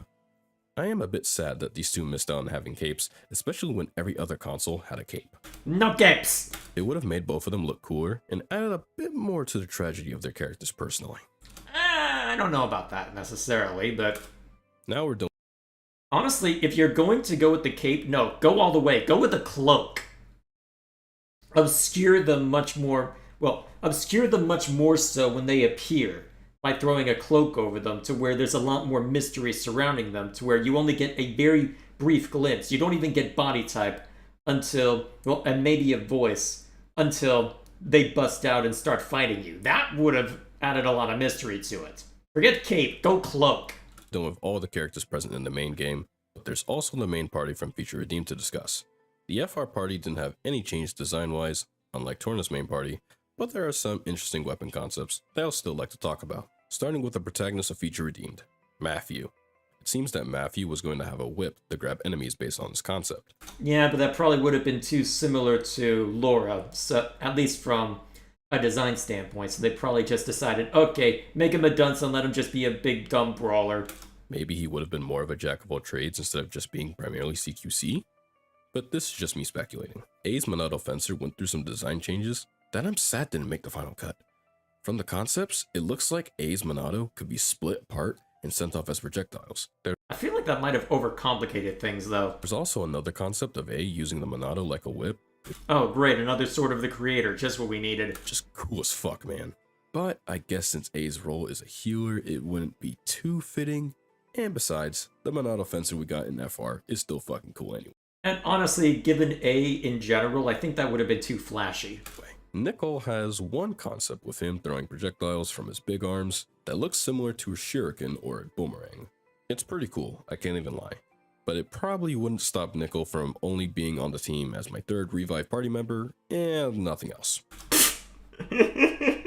One of these days, well, we'll get back into it eventually. We'll talk updates and plans at the end as usual. Glimmer's concepts for a Wildfire Katara look amazing, with her being able to use her cello to send out a blast of energy based on these concepts. I mean, that was technically what she was doing anyway, even if it was mostly just fireballs, but still. I would have loved to see this in game, and to see Glimmer use her cello in an offensive manner, rather than it being used exclusively for buffs and healing. But wasn't there the wasn't there the Unity attacks where she uses it to summon fireballs? Are we forgetting that? Yeah, well. Rex's concepts for his swords might be my personal favorite for just how cool it is. In the Oh, they were planning on going full Darth Maul with it? That would have been sick. concepts, it shows Rex was going to combine both of his swords into a dual blade, and that's so fucking sick. Just imagining him going ham with that thing and the cool animations it could have brought with it. Oh yeah, that would have been hilarious. I want to see that now. Someone draw that. Well, someone animate that properly. It's a bit of a shame. I still like the Numa sword fusion, but man, that shit would have been sick. I mean, what they went with works from an aesthetic and thematic standpoint, but that would have looked so cool. Lastly, we have Niall, and she has some cool concepts for her ether accelerators. We see Niall rapidly firing the projectiles, focusing for the accelerators into one powerful beam, and channeling a barrage of projectiles from above. Seeing these concepts makes me even more sad that Niall was delegated to Hero Slot Hell, so we wouldn't get any control over her. And with that, we are finished with character designs. Definitely some cool designs being left on the cutting room floor, even if there isn't as much as Xenoblade 2's, but what are your favorite designs? Leave Yeah, there's some neat ones in there. it in the comments. But we're not done with the art book just yet. Next up is... We're gonna be here a while, aren't we? How far are we in? Almost half. We're getting there. To keep a record. Alright, now we have world concept art.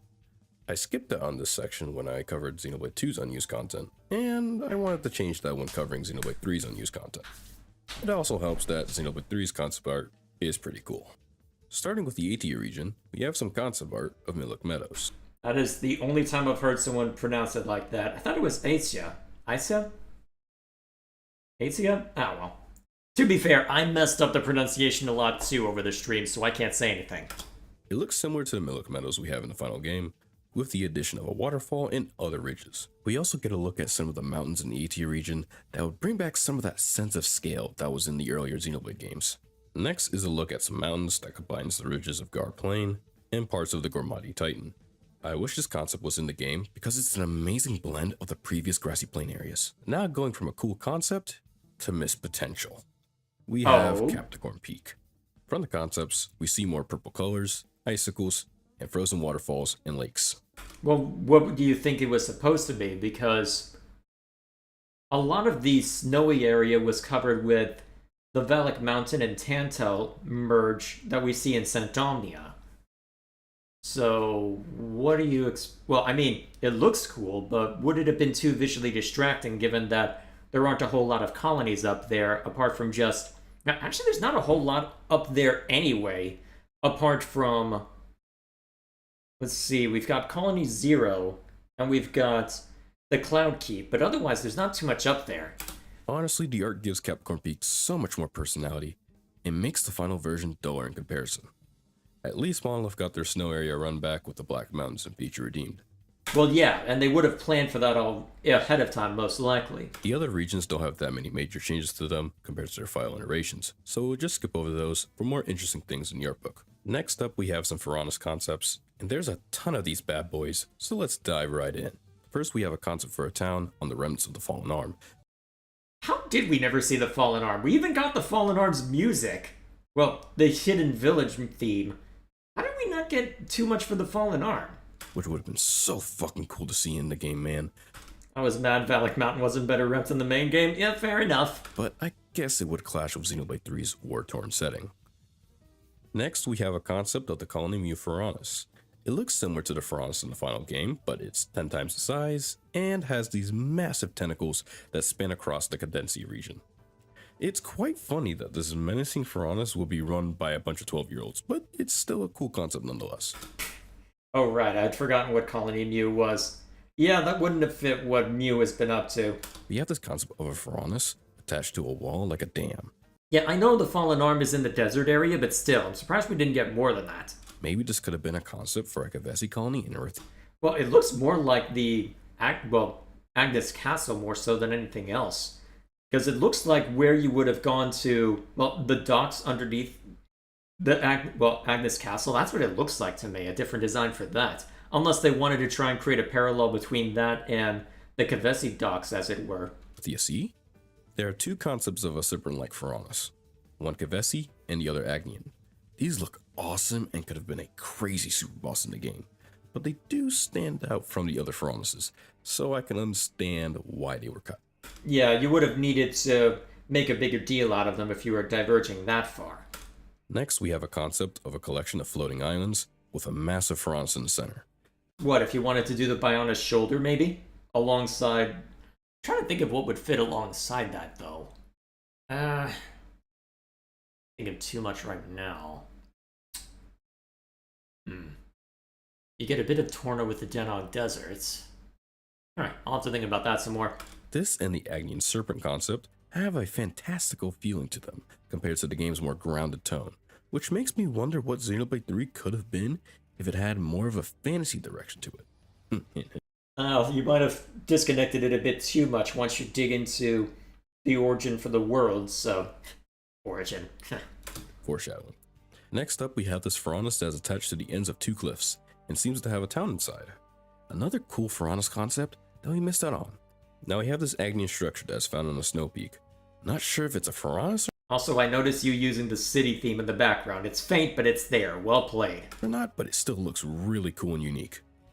We have this towering Ferronis on a mountaintop, which to me looks like a Kavesi combination of Shavat and Solaris from Xenogears. Only the only piece of artwork that is reminiscent of things in past Xeno games. Would that have necessarily fit Keves, though, given the world split? Next, we have a concept of a hand-like Ferronis on a mountain, which would be really goofy to see move, which would make it worth preserving in the game for that Alright, fair enough. alone. Now, We have very different tastes, I feel. we have this little mole Levnis buried in the ground. Nothing much to say about it other than it's pretty cute. We have this concept of what looks to be a Levnis deep in the jungle. Looks pretty neat and would have been cool to see maybe in the deeper parts of Magda. We're going rapid fire with these next three concepts, so here we go. We have a snake-like Ferronis, a tank-like Ferronis, and a scorpion-like Ferronis. These concepts look amazing, especially the snake Ferronis and the scorpion Levnis. A lot of potential seen in those two designs for some cool boss fights. These next two concepts are out of the ordinary, starting with the concept of this massive battleship looking similar to Keves Castle's mech form. I wonder if that's what it ended up being rolled into. It looks so fucking cool, man. It would have been so imposing to see this thing flying around. The other concept we have looks more like a moving fortress with its little legs and such. This concept is the most standout artwork so far, as it looks nothing like a Ferronis or a Levnis. Here we have this 2-in-1 Ferronis that can transform from robot to vehicle form. It reminds me of the Skells from Xenoblade X, and man, I missed the Skells. Let's see, this came out August of last year, so that was before Xenoblade X Definitive Edition was announced, right? Oh boy. Give us more traversal methods in the next game, Monolith. Well, you're getting your request, just not in the way you expected. Here's the concept of a broken Ferronis on what seems to be Letheria from Xenoblade 2. I thought it was Erythia at first, but it has way more in common with Letheria than Erythia. It was Well, there was a specific island that basically was just Letheria, so it could be one of those, well, that kind of scenario. probably used for concept purposes, which would make sense. Lastly, we have some concepts for Ethel and Kamaravi's Ferronises. For Ethel, her Ferronis has a few design differences, with a light blue and gold design, a white and gold insect-like design, and a chunky gold and chrome design. Cool designs overall, but I do prefer the sleekness and elegance of the final design. Kamaravi's Ferronis has a lot more design changes than Ethel's, and is more varied. There was a design that was bulkier with more armor, Yeah, that wouldn't have fit. one that went more into the samurai aesthetic, That could have worked. a slimmer design with massive shoulder pads, Are we sure that's not Samus's power suit? another sharp design with a long cape, Okay, that one just looks weird. a design with inverted colors, They did not know what they wanted for this one, did they? and a design that looks straight out of a mecha anime. So, in other words, it's a Xenoblade game.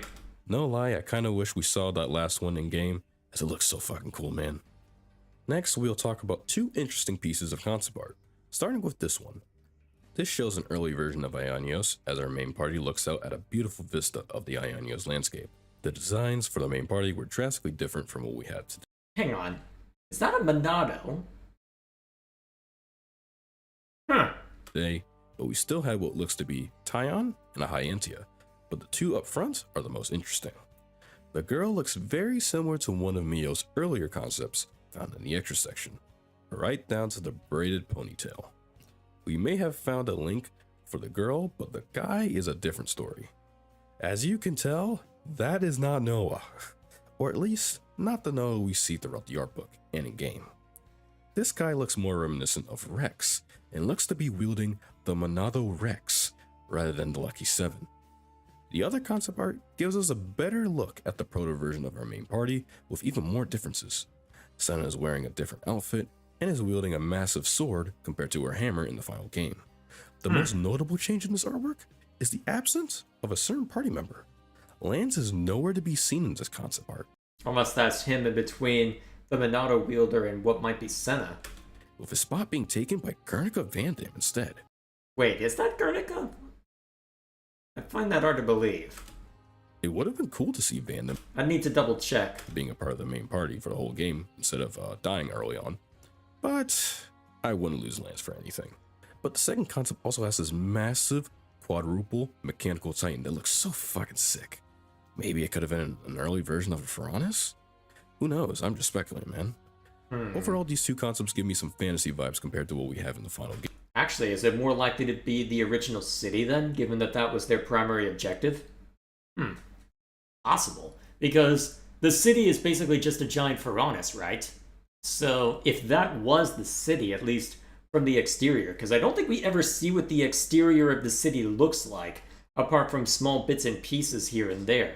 Because most of the time it's built into either the Great Sword, or it's below the cliff face, well, below a part of the world just latched on somewhere. We only get a glimpse of part of the outside. Game. Not as drastic as Xenoblade 2's push into that aesthetic, but still more than what we got in the final game. Now, the last few concepts we have left concern everyone's biggest question mark after finishing Xenoblade 3, Origin. Yep. This big ball in the center of Ionios has some of the most beautiful art made for it, and some Actually, here's a question for chat for those of you who have played this game. How does Origin survive the initial cancel out event? Because because I need to go looking up that answer, and I don't know what the answer is. Because, oh, we need a way to avoid the initial cancel out event. Okay, we'll have everything stored in light to where it'll be rebooted. But how does Origin avoid that? I don't know. Maybe I'm just overthinking it. some pieces that I probably am, but still. especially caught my intrigue. First, we have this artwork of a lone building in the center of endless water and giant golden monoliths. Okay, so an initial concept for where Zed would be hanging out. I'll get back to those monoliths in just a bit, but maybe Monolith of... It's made of origin metal? Okay, what is origin metal? this could have been a concept of a How does it avoid getting canceled out when everything else does? auditorium. How did they make it? It's more mysterious and unsettling with this lone building with a broken arch surrounded by water that spans endlessly and massive monoliths. The next concept shows a collection of golden monoliths from the previous artwork being organized into neat rows. These monoliths bear a resemblance to the save point monoliths from Xenogears, which, judging by how much Xenoblade 3 parallels Takahashi's first directorial work and how these monoliths worked in Xenogears, I can say these were probably a concept of the data of the souls within Origin. Yeah, that would make sense. Because shut it. Yeah, okay, fine.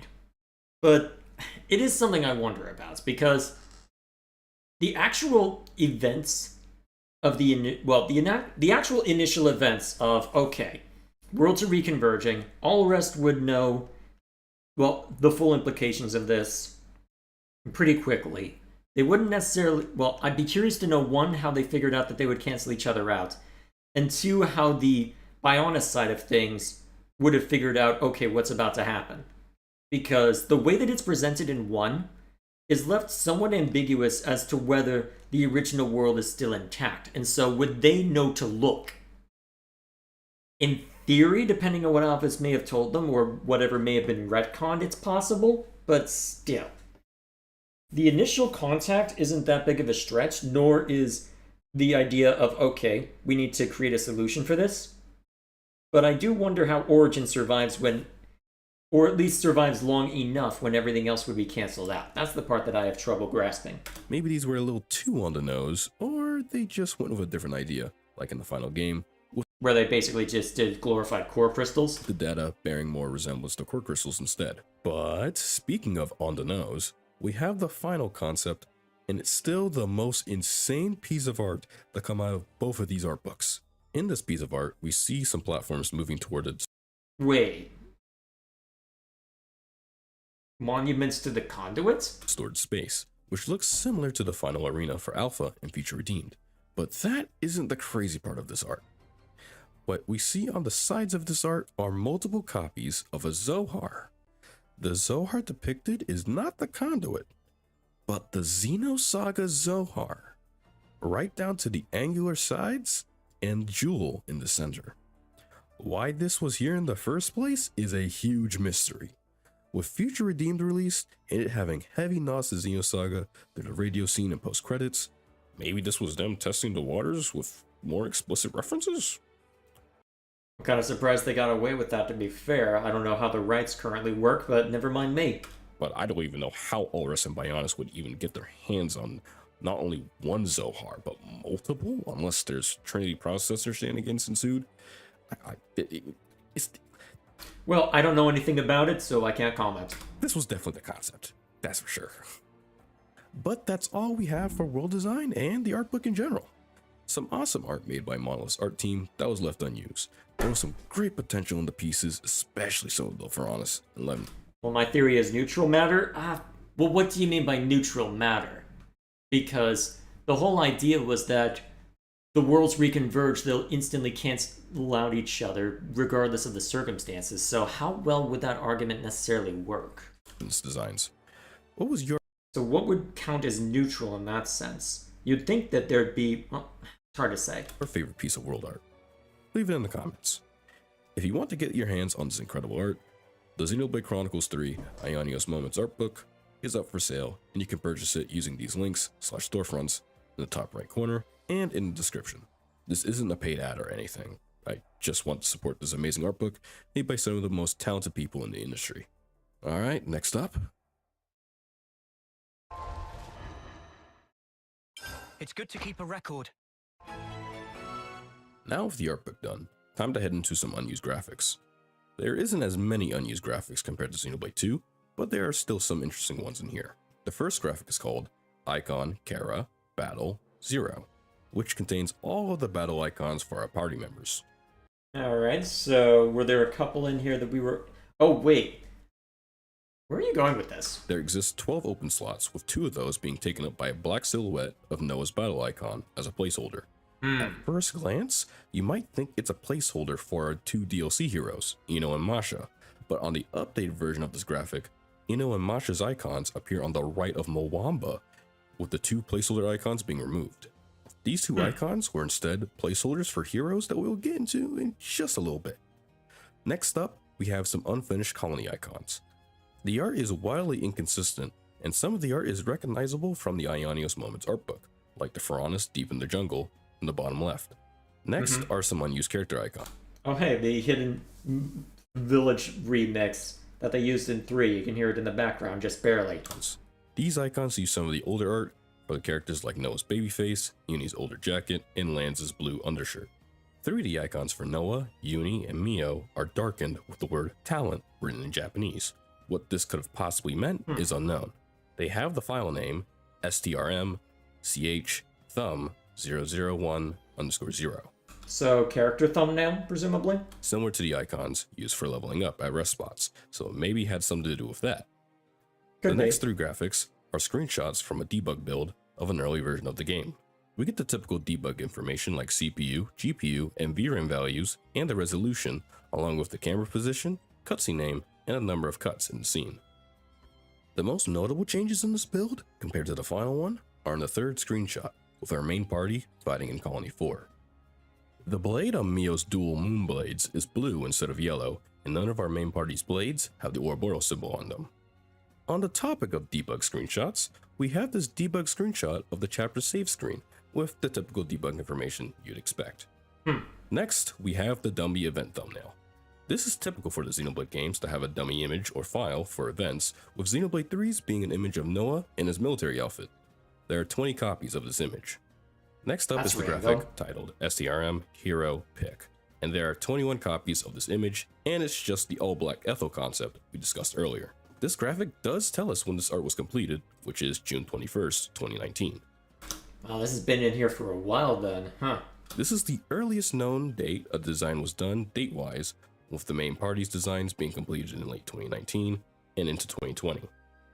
Lastly, we have the graphic STRM Training Thumb 0010, which has 29 other copies. From the file name, it seems that this was meant to be used as thumbnails for the combat drills, which have none, so they go unused. Very interesting what the thumbnails could have been. And that's all for unused graphics. I skipped over a few, which we brought up in a later section, but some interesting ones in here for sure. And it's fascinating to look at some early assets and graphics. What was your favorite graphic? Put it down in the comments. Now, on to...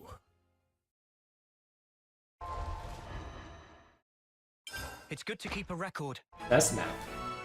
Test maps are common in games to test out functions and properties of said game, and Xenoblade is no exception. Xenoblade 3 has a test map of its own for its features. The test map is similar to the one featured in Xenoblade Chronicles Definitive Edition, with the Xenoblade 3 exclusive things being added in, of course. The footage of this test map was provided by XEblade 7, so shout out to this guy for showing off this test map. In the test map, we can see the models for the Franz Hulks, Fabricators, Trick Gates, and the rest spots, but they are all non-interactable. Through the footage, you can see tests for climbing, rail grinding, swimming, poison water, water currents, slopes and steep slopes, slides, footsteps on different terrains, and kill zones. There are also some leftovers from Dee's test map, like a textureless siren. Overall, some very interesting things to see in this test map. If you want to see the full video, I'll put it in the right hand corner and in the Wait, hang on, say that again? slides, footsteps on different terrains, siren, and kill zones. There are also some leftovers from Dee's test map, like a What do you mean by DE's test map? Textureless Siren. But DE textureless. Hang on. You aren't referring to Xenoblade 1 when you talk about Siren, are you? Am I missing something? Overall, some very interesting things to see in this test map. If you want to see the full video, I'll put it in the right hand corner and in the description. Next up, we have... That was quick. It's good to keep a Here we record. are.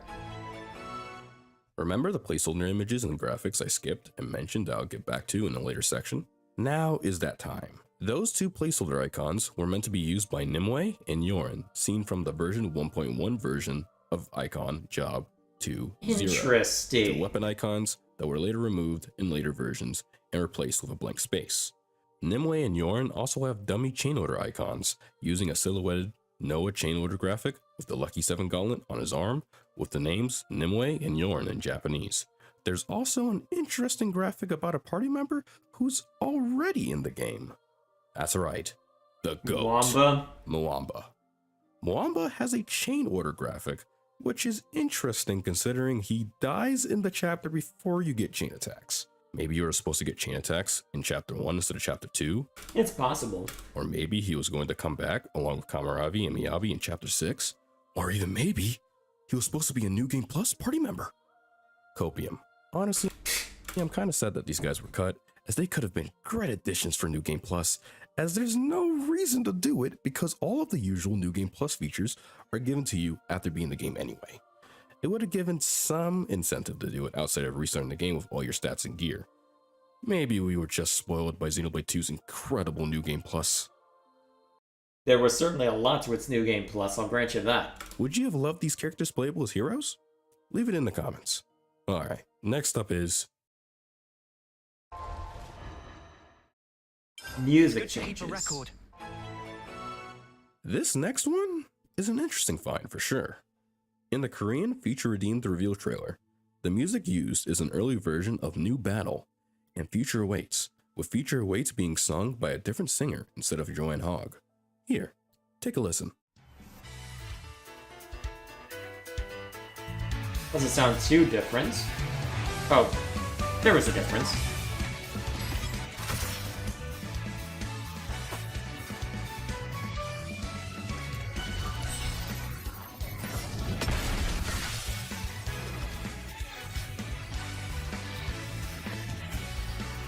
Yeah, it's mostly subtle differences, but you wouldn't notice them unless you're really paying attention.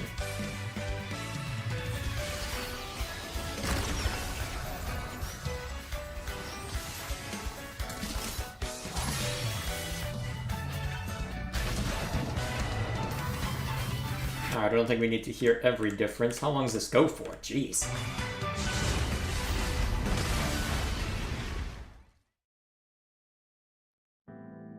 Mebius がいなくたって変わらない。ナイル。結局、人が人を殺すんだ。メリアから聞いてはいたよ。アルビースからの贈り物だって。ここが。ああ。我々リベレーターの拠点だ。そうまでして我らを消し去りたいか。神よ。Okay, that is... Well, it's a little distracting to hear the song alongside the dialogue, but yeah, that definitely is an English singer. Interesting.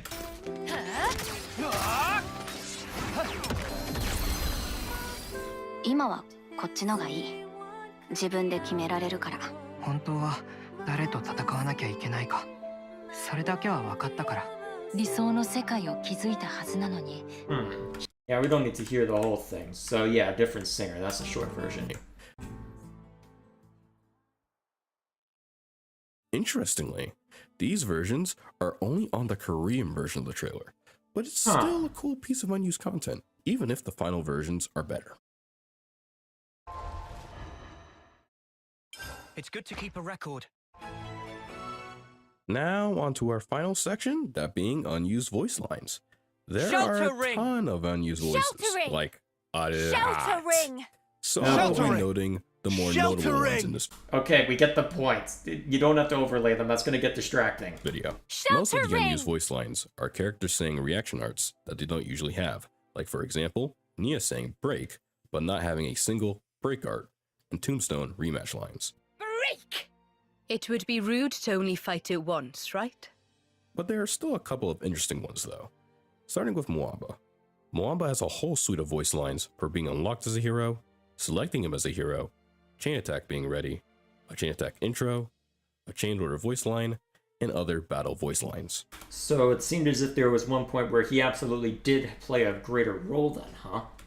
Let's smash this mission! For the castle! I'm raring to go.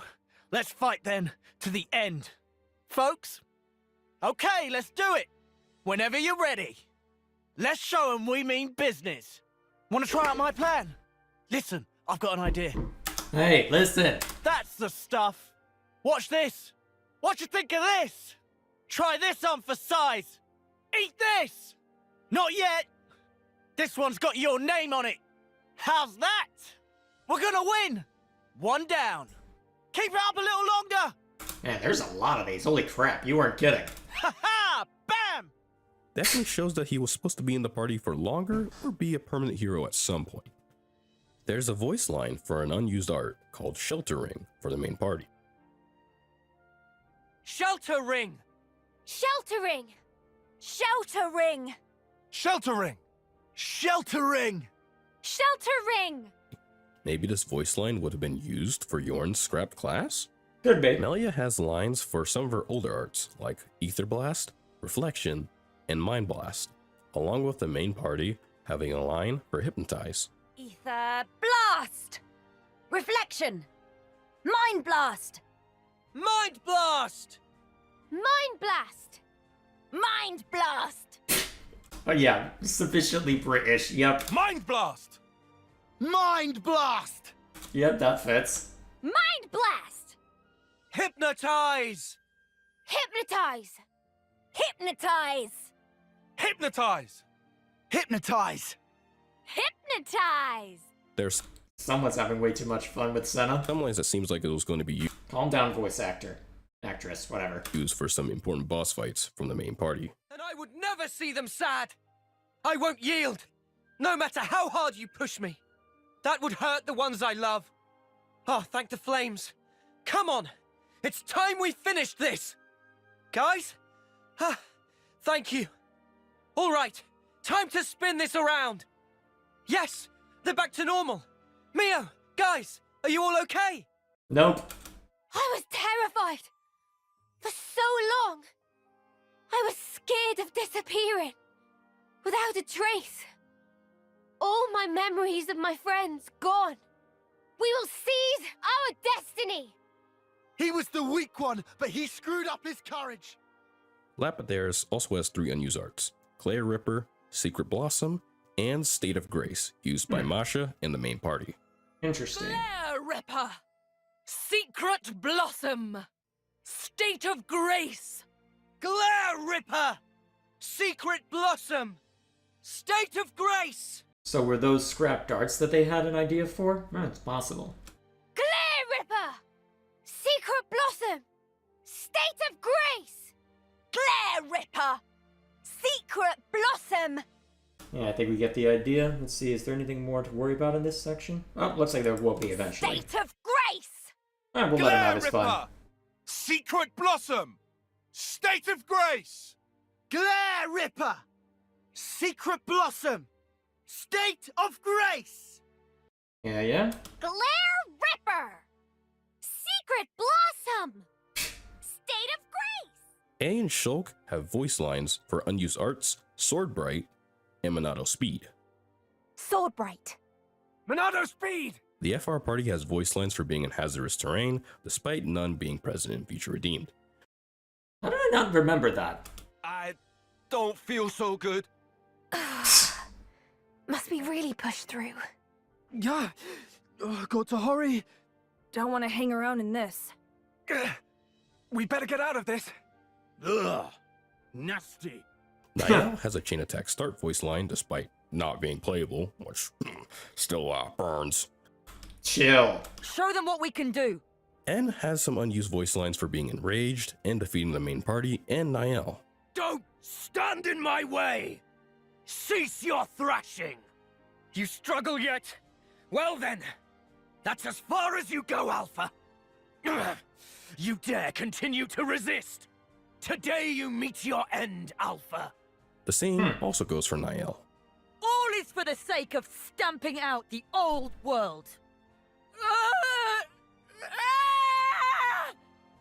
Well then. Once again, there are a ton of unused voice lines, so if you want to listen to them all yourselves, the videos will be in the top right corner and in the description. What is that thumbnail? Never mind. And we have now reached the end of this video. It's always interesting to see assets that never made the final cut, and Xenoblade 3 is no exception to this. Despite it having a longer dev schedule, it still had as many interesting unused tidbits as Xenoblade 2, and that game had a lot of stuff. If you have any notable things that you've liked, or that I've missed something somehow, it happens, please put it in the comments. A small update on the channel. The Monica video. Alrighty, so is there anything more important? Let's see. We'll let the transcript say if there's anything more important that needs to be seen to. Alright, so it looks like it's mostly just channel updates, so there we are. So, bunch of trivia relating to stuff that was unused, fair enough. Good video, good video. Let's see, is there anything important? Let's see, usual meme spam, let's see. A little bit of discussion on the how did Origin not get immediately wiped, but either way. Let's see. It doesn't look like there's too much I need to respond to in there. Alrighty, so, let's see, been going for... How much further do I want to go? Good question. I didn't go through the interview? I'm surprised well, I get the feeling, the way that it was framed in this video is that he wouldn't worry about the interview as much and leave it to people who are more focused on lore discussion. So I threw the video, he had linked a video in the description talking about it. And so my thinking is we can revisit that another time. See how much of it actually makes sense. And all that fun stuff. See how much of it ends up actually holding water. That's my feeling. So we can worry about that. So let me think. I think we've got time for one more. Do we go for the shorter video or one of the longer ones? Let's see. I don't think we have... As much as Gilgamesh wants to see to this one, this is another 45-minute video. We don't have time for that. Sorry, I'm just going to cut you off right now, Gilgamesh. Sorry. That one's going to continue remaining on the back burner. So we got... Let's see. For the time we have left, let's hit this one first, because this is one that I picked out because I saw this show up in my normal recommended and thought, this looks fascinating. So, not now, just eventually? Yeah, fair enough. So, this one seemed fascinating to me because I don't believe I've talked all that much about the Sonic films in general. In fact, a friend got at me for not talking about it, given that we had gone to see the third film went around the time it came out.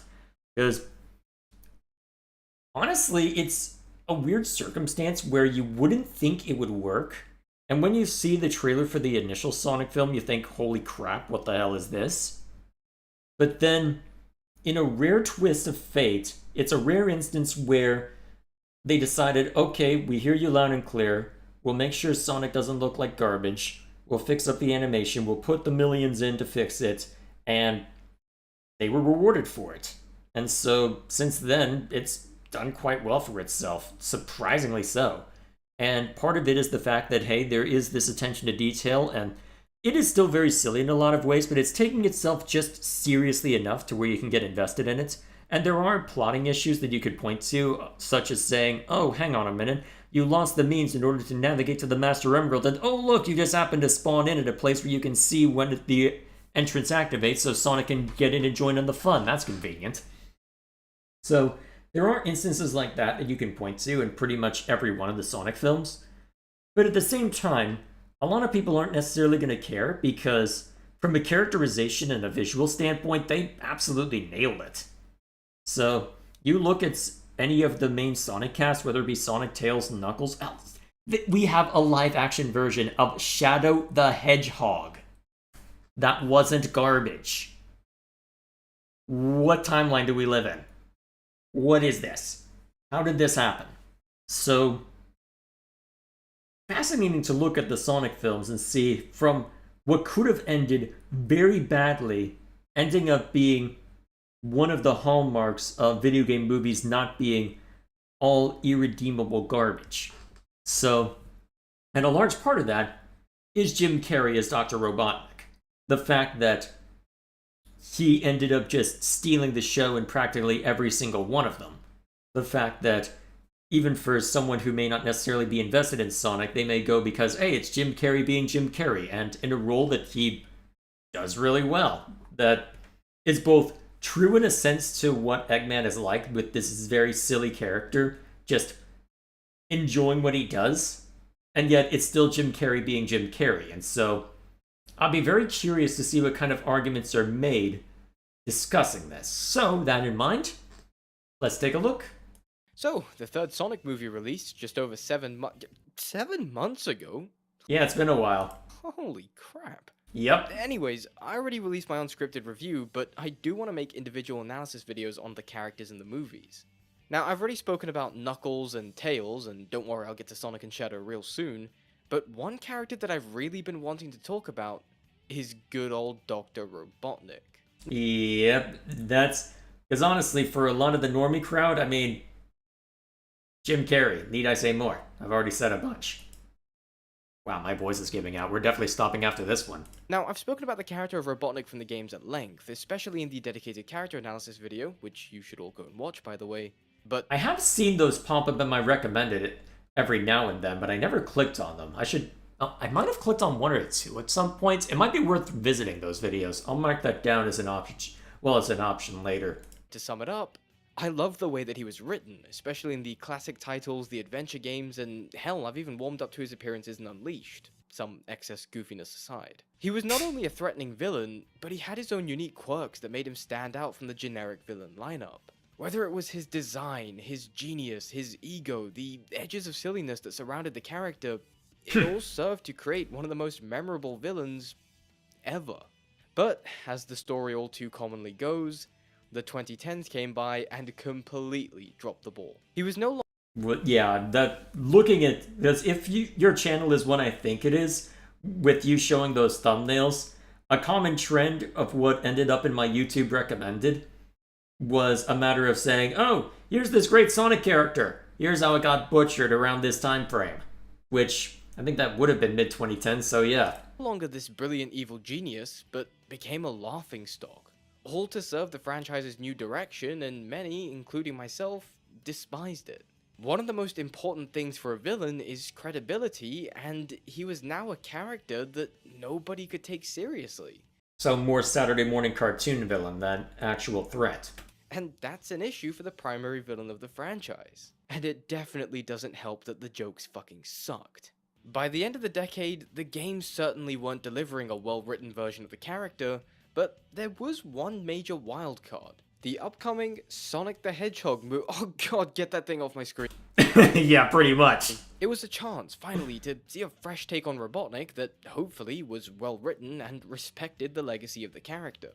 And thankfully, the films didn't disappoint. Oh yeah, Jim Carrey just blew everyone away. It was great. They gave us one of the most memorable interpretations of Robotnik in years, and even dared to have him undergo a satisfying character arc. Yeah, that's really the surprising part. The fact that, hey, even if some of the plotting is an issue, which, to be fair, that's a lot of Hollywood nowadays, even if you could dig into it for some of the plotting issues, the fact that the characterization is spot on has just been an absolute treat. Oh dear god, someone get Neil Druckmann on the line. Oh, jeez! Tell us how you really feel. He needs to hear about such a revelation. There's a lot of people who need to hear that besides Druckmann, but never mind that. There was genuine growth here. Not only for his growing insanity, but even by the end, a bit of humanity. But as always, I'm getting a bit ahead of myself. Let's take it from the top and analyze his appearances in each film and how they portray the character of Robotnik. Yeah, and I do like how they slowly leaned more and more into the classic outfit. That was a good touch. Also, this video contains spoilers. You've been warned. Of course Yep. I want a latte. I love the way you make them! Oh, man. So, for anyone who needs a quick refresher on the first film, Sonic was forced to flee his original home in Green Hills after being attacked by a tribe of echidnas, leaving Well, okay. Clarification, he fled to Green Hills. Hang on. Did I mishear that? Hang on, let me go back. So, for anyone who needs a quick refresher on the first film, Sonic was forced to flee his original home in Green Hills after Well, clarification, he fled to Green Hills. I don't know if we get a name for this place. being attacked by a tribe of echidnas, leaving behind Longclaw and everything he knew. While he did find some comfort living on Earth, he was still incredibly lonely, constantly having to hide and never really being able to connect with anybody. This all leads to a somewhat funny yet depressing scene of Sonic playing an entire game of baseball by himself. Oh yeah, it was honestly a good tone setter for the film, I'd say, because it is still very silly, it is Sonic being himself, but there's also that twinge of sadness of, because of what you just fled from, you are having to hide out and don't necessarily feel like you can trust anyone or show anything, so yeah, fair enough. And when he hits the winning run, there's nobody for him to celebrate with. It's then that overwhelming loneliness bubbles over and his emotions get the better of him, causing him to run so fast that he unleashes a massive electrical shockwave across the galaxy. This, of course, Well, I thought it was just in the local area, but still, it definitely gets noticed everywhere, so I'll give you that one. catches the attention of the US government, who decide to bring in one man to deal with Sonic. Dr. Robotnik. Now, Pretty I'll be much. honest, I was very skeptical when I first heard that Jim Carrey was cast as Dr. Robotnik. Don't get me wrong, I love the guy, he's easily one of my favorite actors, but Robotnik. That had me doing a full-on Scooby-Doo gulp. It felt like one of those Hollywood moves where they slap a big name on the poster just to sell tickets, like... Oh, this is the Borderlands film, isn't it? Oh yeah, fair enough. I mean, why would you... fine actress, why would you put her on her?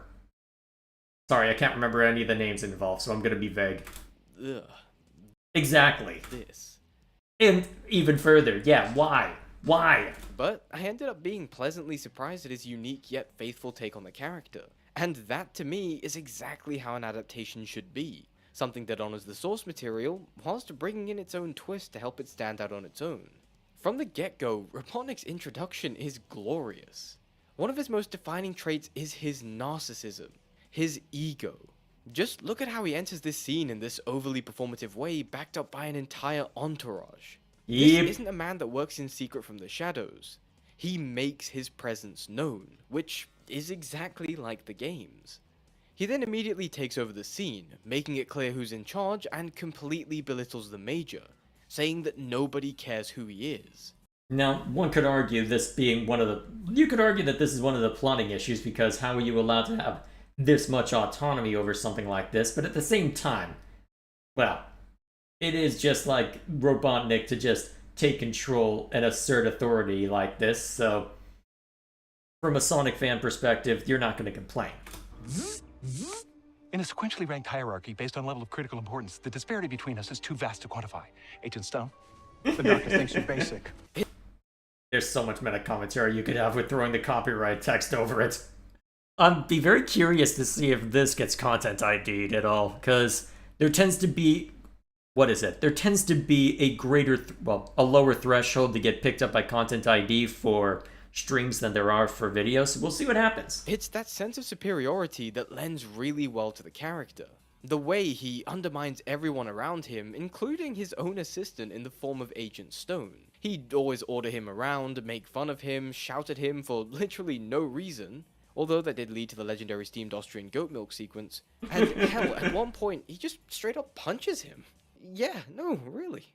The dynamic between Stone and Robotnik is something that is truly interesting, to say the least. Agent Stone is someone who simply reveres Robotnik and his work, and so becomes this lackey that emphasizes the authoritarian nature of Robotnik. Robotnik pretty much just uses this man as an ego boost, and also a part-time barista. There is a lot more to talk about when it comes to these two, but I'll talk about that later. But something that's really interesting isn't just how this movie shows off Robotnik's ego, but how it also highlights how fragile that ego actually is. Oh yeah, because, I mean, it's Jim Carrey doing what Jim Carrey does best, so it works perfectly. As confident and dominant as he acts, any time that he's not in control, you see the cracks start to form. Actually, yeah, that is a prominent thing throughout. How did I not pick up on that? Because, I don't know if it'll show this scene, but the moment that Sonic, well, the first time Sonic shows himself to Robotnik, and you just get that scream from him, and then suddenly he gets punched in the face, just... If that doesn't say everything, I don't know what does. Just look at the rooftop scene with Tom and Maddie. Oh good, you're going with a different example. Excellent. The moment they mock him, you can practically see him seething from the sheer disrespect. Robotnik might act like some sort of mechanical god, but in true hypocritical fashion, he can't handle being undermined himself. And if there's one thing he's never been prepared for, it's losing. And we'll circle back to that point later, so keep it in the back of your minds. Getting back to the main story though, Robotnik does eventually track down Sonic to Tom's house, where we get some delightfully funny interactions between these two. Oh good, you'll be looping around to that. Excellent. Seriously, this scene is so underrated. But this leads me on to my next point, the comedy. Now, one of the main things that I was initially worried about was the humor. Yep, that is a fair concern, because the humor that you get from the modern Sonic games is absolutely very different from Jim Carrey's shticks, so that's entirely fair to be concerned about that. Was this Robotnik gonna go down the same route as the Meta-era games and just be a complete joke with no credibility and no ability to pose a threat? Where he becomes such a comedic punching bag that the audience can't even take his evil actions seriously? Well, luckily, the answer is no. For the most part. This is a Robotnik that managed to be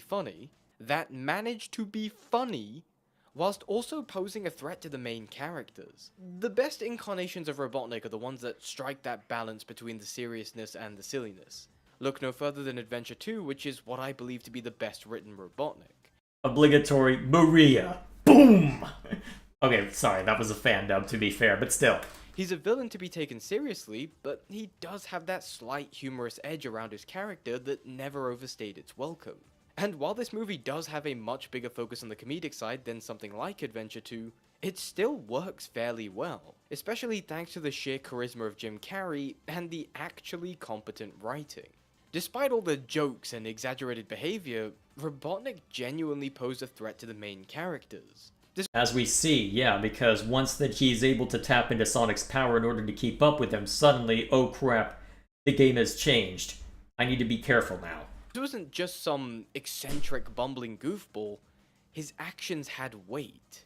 I mean, he blasted Sonic into unconsciousness, hunted him across the country, and at one point literally launched a full-grown man out of the bar window like it was nothing, showing zero hesitation or remorse. I mean, there's moments where Robotnik is actually throwing punches, and it's almost reminiscent of the comics. There's a time when he punched Sonic in the... You know what? I shouldn't even be surprised.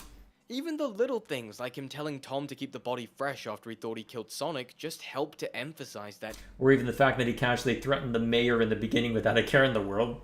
Fair enough. ...evil nature of the character. Beneath all the theatrics, there's a cold, calculated danger to him. He has zero regard for any human life whatsoever. Everyone is merely a puppet in his play that he controls.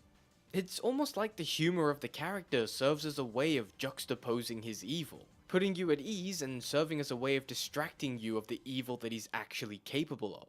Yeah, fair enough. And assisting this idea of him actually being a threat is his intelligence. This is a man with an IQ of 300, and I'm glad the movies don't shy away from showing this. It's mostly displayed through his technology or his ingenuity, like with how he utilizes Sonic's quill to build a jet that can match his speed, or even all of his creations, like his egg drones. And speaking of robots, that's another interesting feature that's exacerbated with this interpretation of Robotnik, his love of robots.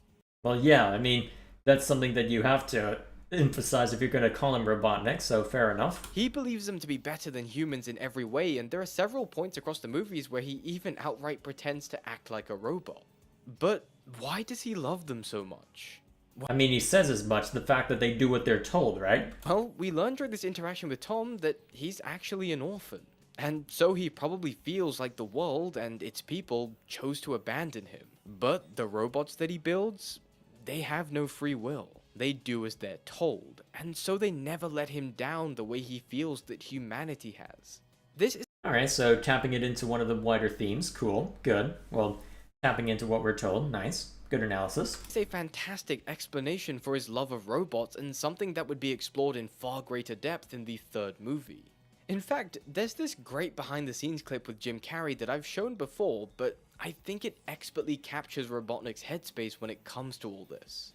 He hates society because he wasn't nurtured, he wasn't loved, and this is what happens to a genius like that when they have no nurturing, no love, no guidance, and that's what he's become, the epitome of that. He hates the world because the world abandoned him.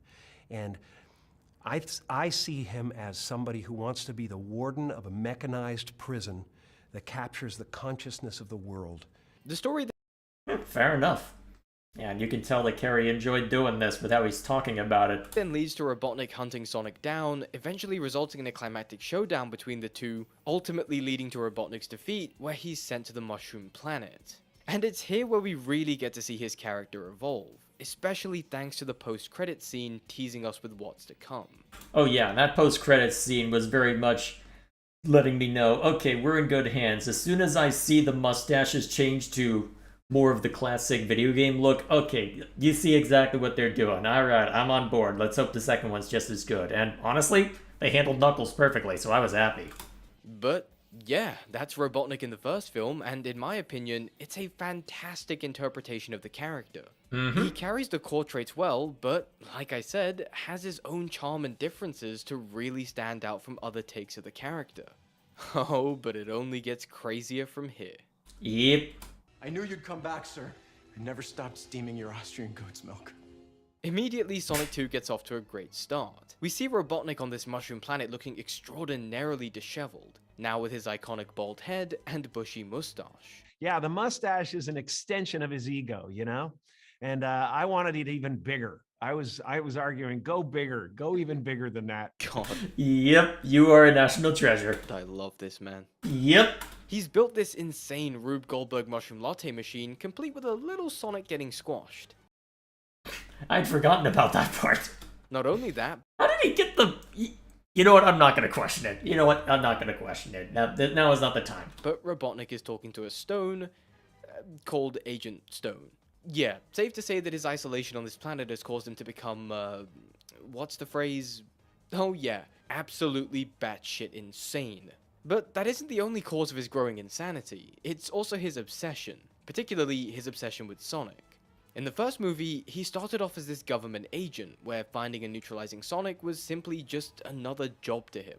But as Sonic continuously eluded him and overcame Robotnik throughout the movie, that job...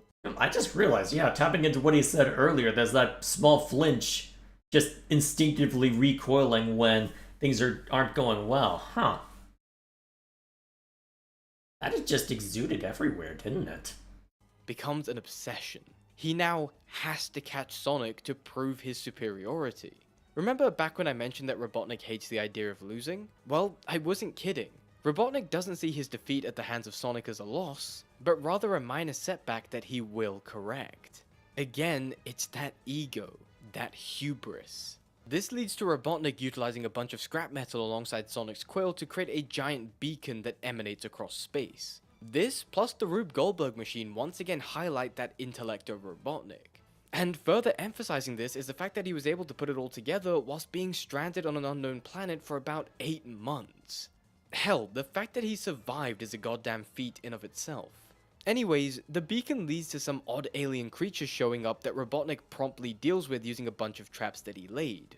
And part of me wonders how much he could have reasonably planned for that, but never mind me. Again, showing that ingenuity. But before he can make his escape, Knuckles shows up, and oh, this was glorious. Immediately, Robotnik starts to take advantage of Knuckles and uses him to get his revenge on Sonic. Then, as expected, their first stop is straight to Sonic's front door. Not recuperating, maybe taking a day off to prepare, nothing.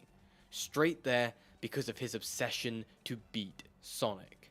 To be fair, Knuckles would have accepted nothing less either, so it's in character for both of them. Robotnik could have just sent Knuckles in to take Sonic by surprise, but of course he has to make an entrance and make his presence known to his enemies. Yep. This is where he calls on Knuckles to fight with Sonic, and as they do, Knuckles reveals that he's here to reclaim the Master Emerald, and immediately you can see the gears in Robotnik's head starting to turn. Now he has a new goal, to get the Emerald and use its power to take revenge on all those that have wronged him. And he does this by forming a somewhat friendly alliance with our very own hot-headed Echidna. Oh, and he also jumps in the car and starts licking the windscreen? Well, you're probably gonna say it, but I'll say it first. Clinically insane at this point. Yeah, remember when I said Robotnik had become more insane? Well, following in that suit is his comedy, which feels more unhinged and in some cases way over the top.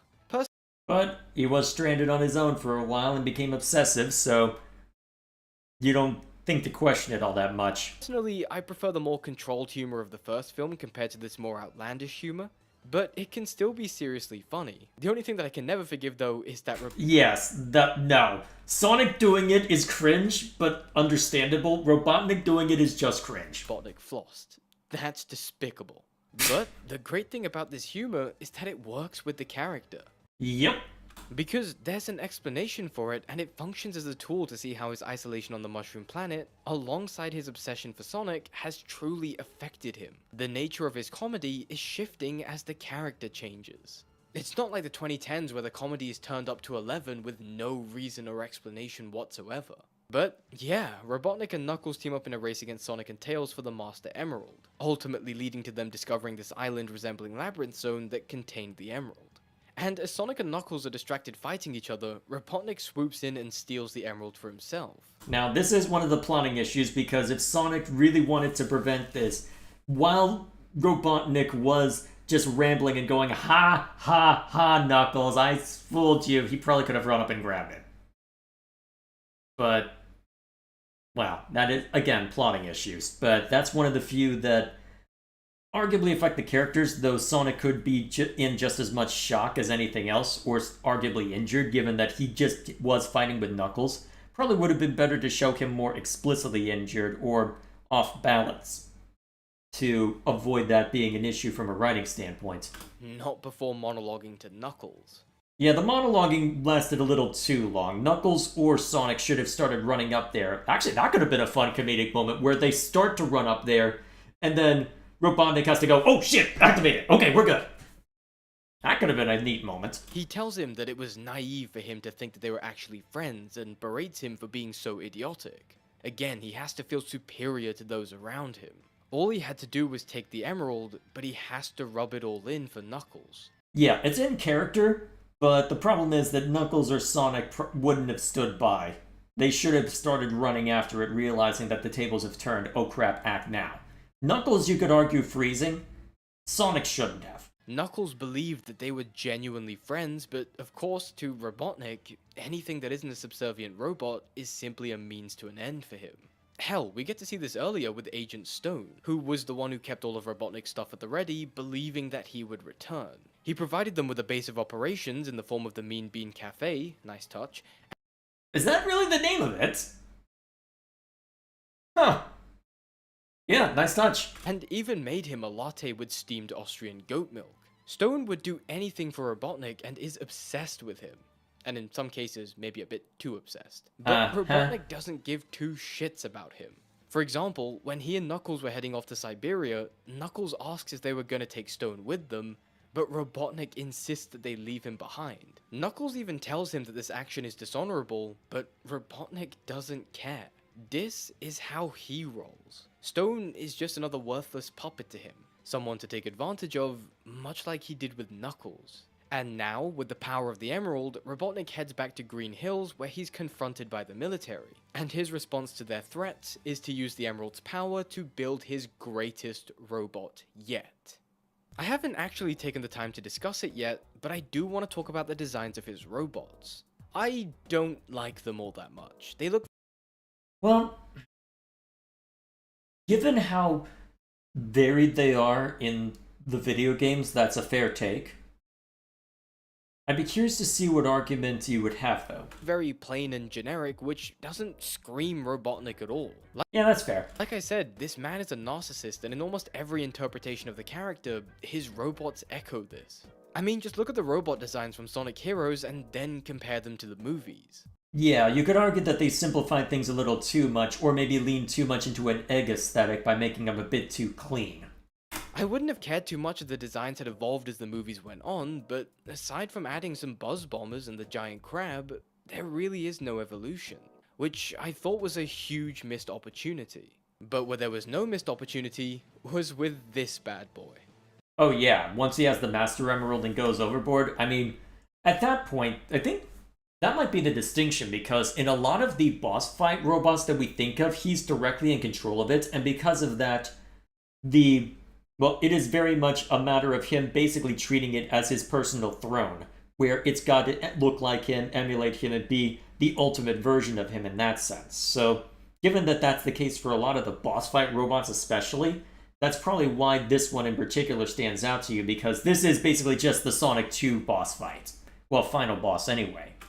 Oh yeah, the Death Egg robot. The literal manifestation of Robotnik's ego.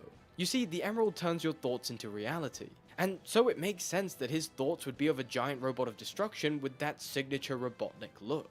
I mean, this design is literally the collusion of Robotnik's characteristics. His genius, his love of robots, his destructive personality, his evil, it all comes together with this. This screams Robotnik, as well as just being a great reference to Sonic 2. And just look at the glee on Robotnik's face as he gets to use this machine to murder and maim people. He's still evil at his core and poses a legitimate threat to the heroes, where Sonic does very nearly die. Seriously, zero remorse for human life. Of course, as expected, Robotnik does end up losing thanks to the godlike power of Supersonic, and it's here where Robotnik dies. Supposedly. Yeah, it was after this movie that we got Jim Carrey announcing his retirement from acting, something that a lot of us were disheartened by. Yeah, because that would effectively just say, okay, no more movies, and wait, you did a Project Shadow hint? Where are you going with this? Not only because a lot of us just love Jim Carrey and his acting, but also it felt like there was more to be done with Robotnik's story. Yep. I wanted it to have a satisfying arc, an ending where we could happily say goodbye to this incarnation of the character. But it looked like this was it. That is, until Jim Carrey stated that he was open to returning to the role, provided the writers brought him a script written in gold ink. And they literally did. And oh boy, did they deliver. Yeah, they literally did. I'll miss your lattes with steamed Austrian goat milk. Of course, that's what you use as open up every film. You know what? I'm not gonna complain, it's amusing. I love the way you make them. Sonic 3 kicks off with the release of Shadow by what appears to be Robotnik. He kicks the crap out of a bunch of Gun soldiers and then escapes, making his way to Tokyo. Team Sonic are recruited by Gun to go and neutralize the threat of Shadow, but ultimately end up failing. After which they head to the Chow Garden, nice touch, where they meet with Olive Garden Guy, who explains the story of Of course you remember him as Olive Garden Guy. You know what the worst part is? That wasn't even a product placement, that was a bit. Shadow. But surprisingly, they're attacked by a bunch of egg drones, something that shouldn't be possible given that Robotnik's, supposed to be dead. Then a stranger in all black enters on a motorcycle and takes out the drones before escaping, with Team Sonic very quickly following him to a dock, where it's revealed that the stranger is none other than the Goat Milker! Come on, at least use the actual Mutahar laugh if you're gonna do it. And when Team Sonic accuse him of releasing Shadow, he says the last thing that they want is another superpowered hedgehog running about. He then summons a giant mechanical crab and invites the guys inside. It's a giant enemy crab! Run! To where we get the big reveal of Robotnik, looking very... well, let's just say he's had a bad day or two. Yeah, that's putting it mildly. Remember back when I said that Robotnik hates to lose? Well, that's true, and one reason for that, aside from his ego, is that Robotnik doesn't know how to deal with loss. He's seemingly never lost in his life, and even saw his defeat in the first film as a minor setback, as I previously mentioned. Well, I don't know if he's never lost in his life, given that he was an orphan, but I suppose a better way to put it would be that he's been able to obtain retribution in his mind, even when he's been slighted. But the ending of Sonic 2? that was different. That wasn't just a setback, it was a crushing defeat. I mean, if a giant Master Emerald-powered Death Egg robot wasn't enough to stop Sonic, then what is? And it's this defeat that sends him spiraling. He's lost all motivation to do pretty much anything that isn't sitting around, eating junk food, and watching Spanish soap operas. You can even see all of the rubbish surrounding him, showing that he doesn't even clean up after himself, whereas all of his I'm surprised Agent Stone doesn't clean that up now that I think of it. previous bases were squeaky clean. And then there's the changes in his design, where he's gained a lot of weight, his hair is completely unkempt, and god, I didn't know it was possible for a mustache to look depressed. How did I never think about that? Everything about him, from his appearance to his surroundings, reflects a complete loss of control. It's not just that he lost a fight, it's that for the first time, he's lost his sense of superiority. That hubris that he's carried from the moment that we first met him. And without that, Robotnik doesn't know who he is. But what comes next is some genuinely great writing. Stone informs Robotnik that there's someone out there that's impersonating him and using his egg drones. And this really sets Robotnik off. He didn't really give much of a crap about seeing Sonic, Tails, or Knuckles other than a quick remark about them being his enemies, but the moment he finds out someone's out there stealing his image, using his name, his tech, his brand, that's when he snaps. Yeah, that's a step too far. I mean, beat me, that's one thing. Impersonate me, how dare you? Because for Robotnik, it's not just about revenge, it's about control. It's that ego. And the idea that someone else is out there pretending to be him, diluting the legend of Robotnik, the one thing he has left, is more offensive than anything Sonic could ever do. Pretty much. Also, we're just gonna ignore that comment in chat, for your sake. This is such a brilliant way of bringing Robotnik back into the story without it feeling forced or out of character, by preying on his narcissism. He immediately jumps to work, tracking down their next location, and even cleans himself up, bringing back his iconic look. And I think that this is the perfect moment to dive into Robotnik's design across all three movies, because it does a brilliant job of visually telling his story. In the first film, we're introduced to a more professional Robotnik. Slicked back hair, clean black clothing, and neatly groomed facial hair. He gives off a more refined vibe. He's just there to do his job as a government agent. But as his obsession with Sonic grows throughout the film as he fails to catch him, we eventually see him donning a red flight suit, nicely contrasting the blue of Sonic. And well, and also lets you pull the reference. I don't know if it was that deep. I suppose you could read that into it. I just seen it as, oh, of course, Eggman's red, gotta get the red suit in eventually, slowly introduce him, make him look more and more like the Eggman we know. So that's all I saw in it, but if you want to read more into it, yeah, go for it. this red color for his character would remain for the rest of the movie, cementing their opposition. But then came the Mushroom Planet, where we see his design evolve alongside his growing insanity. Sporting the classic Robotnik bold look, goggles, and of course, the big scraggly mustache. The obsession with Sonic only intensifies, and even after gaining the immense power of the Master Emerald, he's still defeated. And that's what takes us to here, where we see his broken down look. And even beyond this, Robotnik does end up getting a new suit, which is actually reminiscent of the design from Sonic 06. His visual transformation across the movies not only reflects his character growth, but it also works on a meta level. Each change actually brings him closer to looking more like his video game counterpart. You know what? Fair enough. The writers could have Yeah, I guess I'd already said that to some extent, but yeah, that's a better way to put it. Well played. easily started with the iconic design from the very beginning, but they didn't. Instead, they chose to earn it by using it as a goal of their long-term storytelling. And it definitely paid off. Getting back to the story though, Team Sonic ends up teaming up with Robotnik and Stone, where they head to an old gun base. And as they explore, Robotnik eventually runs into a familiar face. His grandfather, Gerald Robotnik. And it's from here where Robotnik's character arc for this film truly takes off. So we know that Robotnik grew up as an orphan, something that shaped his deep resentment of humanity.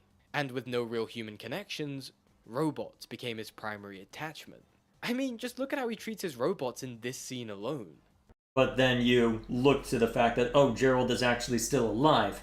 He has something that he can latch onto now. Is that the direction you're going with this? You stole my babies. They know who their real daddy is. But after encountering his grandfather, something inside him shifts. For the first time, there's a desire to form a genuine bond. Yep. A human connection. And in Robotnik's mind, I'd forgotten about Gerald is that. the only one worthy of that connection solely because of their bloodline. Gerald then explains his absence, but also his plan. You see, Gerald developed a weapon called the Eclipse Cannon during his imprisonment that he says can be used to take revenge on Gun, as it can deliver a precision strike to destroy a specific area. But in order to use this weapon, 2 keycards are needed, and one of them just so happens to be at the Gun headquarters in London. This obviously results in Robotnik, Stone, Gerald, and Shadow teaming up, leaving Team Sonic behind. And we end up getting this bonding scene between the 2 Robotniks where they get to do all sorts of hilarious things, like riding a bike, riding a roller coaster, and of course, physical assault. But that's a good way to put it. Throughout this sequence, we see one commonality: the dejection of Agent Stone. He's continuously thrown to the side and, man, you can't help but feel bad for him. He really does care for Robotnik and wants his approval, but throughout all of these movies, never gets it. I mean, Robotnik earlier said that he needed room for his outfit because of the weight that he'd put on, and forced Stone to give up the shirt on his back. And for the keen-eyed of you out there, you can actually see that for the next bit of the movie, Stone is just wearing a blazer and a tie. How did I not notice that? Huh. Attention to detail. No shit. Nice. It's a small detail, but it perfectly sums up their dynamic. Stone gives everything, and Robotnik gives nothing. Now though, in London, Robotnik and Gerald infiltrate the base, whilst of course leaving Stone behind, and during this sequence... Okay, this was amusing in the theater, but... you know what? Look up how it should have ended for Sonic 3. They made the joke that everybody's thinking of. What if the lasers had struck the neck or the head? We get the legendary dance scene. Now, in my discussion of the movie, I originally thought that the dance scene was funny and well choreographed, but I thought it was stupid that 2 super geniuses would waste time dancing instead of gunning straight for the keycard. That is another criticism for it. But a few of you in the comments actually made a really great point about this scene that made me rethink that criticism. You argued that the dancing wasn't pointless, but actually intentional, and tied directly to the characters' egos. They're not dancing because they're being foolish and idiotic, they're dancing because they can. I mean, yes, but part of me wonders how they're able to. So I think if we take that as true, the criticism shifts from out of character for Gerald and Ivo, and instead shifts to, what the hell, Gun, why are you so incompetent? And to be fair, there is another scene where Tom breaks in by basically just impersonating the in-law, by brute force shaming, which that also would not fly. What the hell? That was probably the most immersion-breaking part of this, and it's a film with Shadow the freaking Hedgehog in it. I genuinely believe they're so far ahead of everyone else that they can afford to mess around and still come out on top. Well, that didn't end up being entirely true, but never mind me. And honestly, that's quintessential Robotnik.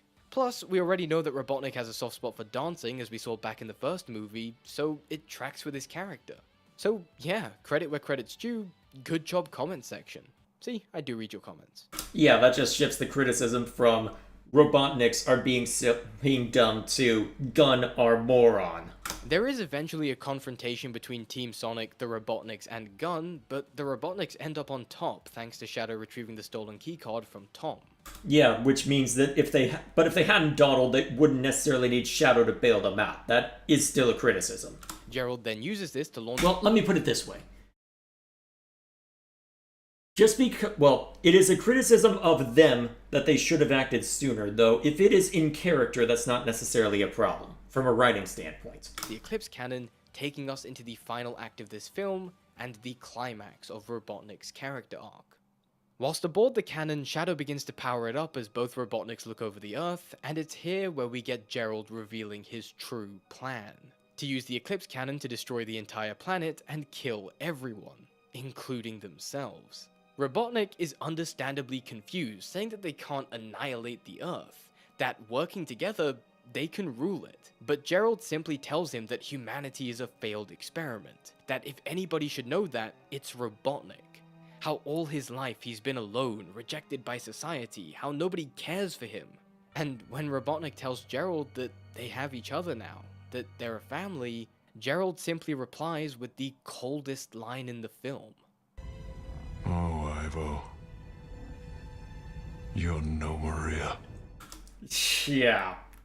That is a really cold line. Yeah, well played. God. That is perfect delivery on that one. Just looking at Robotnik's face here, he looks heartbroken. He thought for the first time in his life he finally had a true connection. Someone who he cared about and who in turn cared about him. But it was all a facade. Everything Gerald did, from complimenting his genius to spending time with him to telling him how proud he is of him, everything was all done to manipulate Robotnik, to take advantage of the weaknesses that Gerald knew he had. Actually, now that I think of it, isn't this in line with basically every Sonic game after Adventure... Well, actually, since Adventure 1, where Robotnik is a major threat, or at least is supposed to be, but then it ends up being some other villain that's the final boss? Huh. Why is that such a common thing with Sonic games anyway? At no point throughout this entire movie did Gerald actually care for his grandson, making all of those scenes from earlier feel a whole lot more sinister. But hey, I guess manipulation just runs through the family. Ouch. And what's funny about this is that Stone already tried to warn Robotnik about Gerald, but Robotnik just simply brushed Stone off, stuck in the infatuation of his grandfather, saying that Stone was just jealous and then proceeded to fire him. Poor Stone, man. Again, he cares for Robotnik so much, but as always, he's dismissed. With the interruption of Supersonic though, Robotnik uses this time to distract his grandfather, punching him in the same way that he punched Stone in the first movie, and it leads to their final confrontation. I will say that as funny as this fight is, this is one of those instances where I do feel like the silliness was a bit too prevalent here. And it does take away from the climactic Yeah, that one scene in particular was a bit much. feeling of the situation. Though, I suppose it makes sense for Gerald to be that silly, because as far as he's concerned, he's the one in control, because he doesn't have to win, he just has to stall. So from Gerald it makes sense, from Ivo not so much. You know, making jokes, references to things like autocorrect and Green Lantern. I do wish that this fight was taken a lot more seriously to match the intensity of the finale, because it does just feel like there was a little too much focus on the comedy here. Well, to be fair, you've got super serious between Sonic and Shadow, so it's not as if it needs to be super serious here, but still. Though Gerald did have the upper hand and did seemingly win, Knuckles and Tails come to the rescue, and Robotnik uses Sonic's quill to actually kill his grandfather. Holy shit. He then proceeds to assist Tails in redirecting the beam of the cannon, leading to the moon being pissed on— Of course you make the reference. Of course, why wouldn't you? How do you like that, Obama? blown up, but that wasn't enough. The cannon's reactor core begins to overload, and as Robotnik explains to Shadow, if it does explode, it means the Earth will become irradiated. You have 23 hours before the— Okay, I won't go on. Rendering it uninhabitable. Shadow then tells him to stay aboard the Ark and stabilize the core long enough to allow him to push the cannon away from the Earth, saying that it's their last chance to do the right thing. And surprisingly, Robotnik agrees, wishing Shadow good luck, in his own way, and then proceeds to stabilize the core, but not without doing one last thing.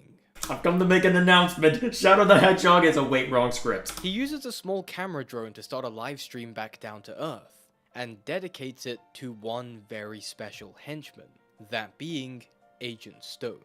He tells him that he was the only person who ever cared about him, calling him a sicker friend, telling him that he'll miss his lattes with steamed Austrian goat milk, that he loves the way he makes them.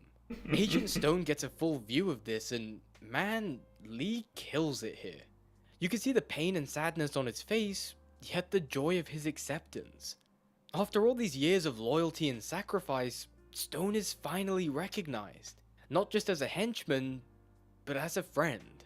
Earlier in the film, there was a moment between Stone and Tails, where Tails talks about what makes Team Sonic special, that they're all real friends. Like you and Robotnik, right? But Stone hesitated, shakily replying, yeah, best friends. Yeah, the acting from Agent Stone, yeah, really good stuff. But even then, you can tell that he doesn't believe it. He wants to, but he has no idea how Robotnik truly sees him. But, in the end, he finally got his answer. Robotnik ends his livestream by pretending to be a robot, a great callback to the previous films, and then signs off by saying it's been a real drag, thanks for nothing. And, just like that, the Eclipse cannon explodes, taking Robotnik with it. Unless they do some crazy time travel shenanigans with Sonic 4, my bet's it on an adaptation of CD of some stripe, given that they're introducing Amy. Alright, good clip. What a fantastic way to cap off his character arc. This final speech gave Robotnik the one thing that he had yet to display throughout any of the movies.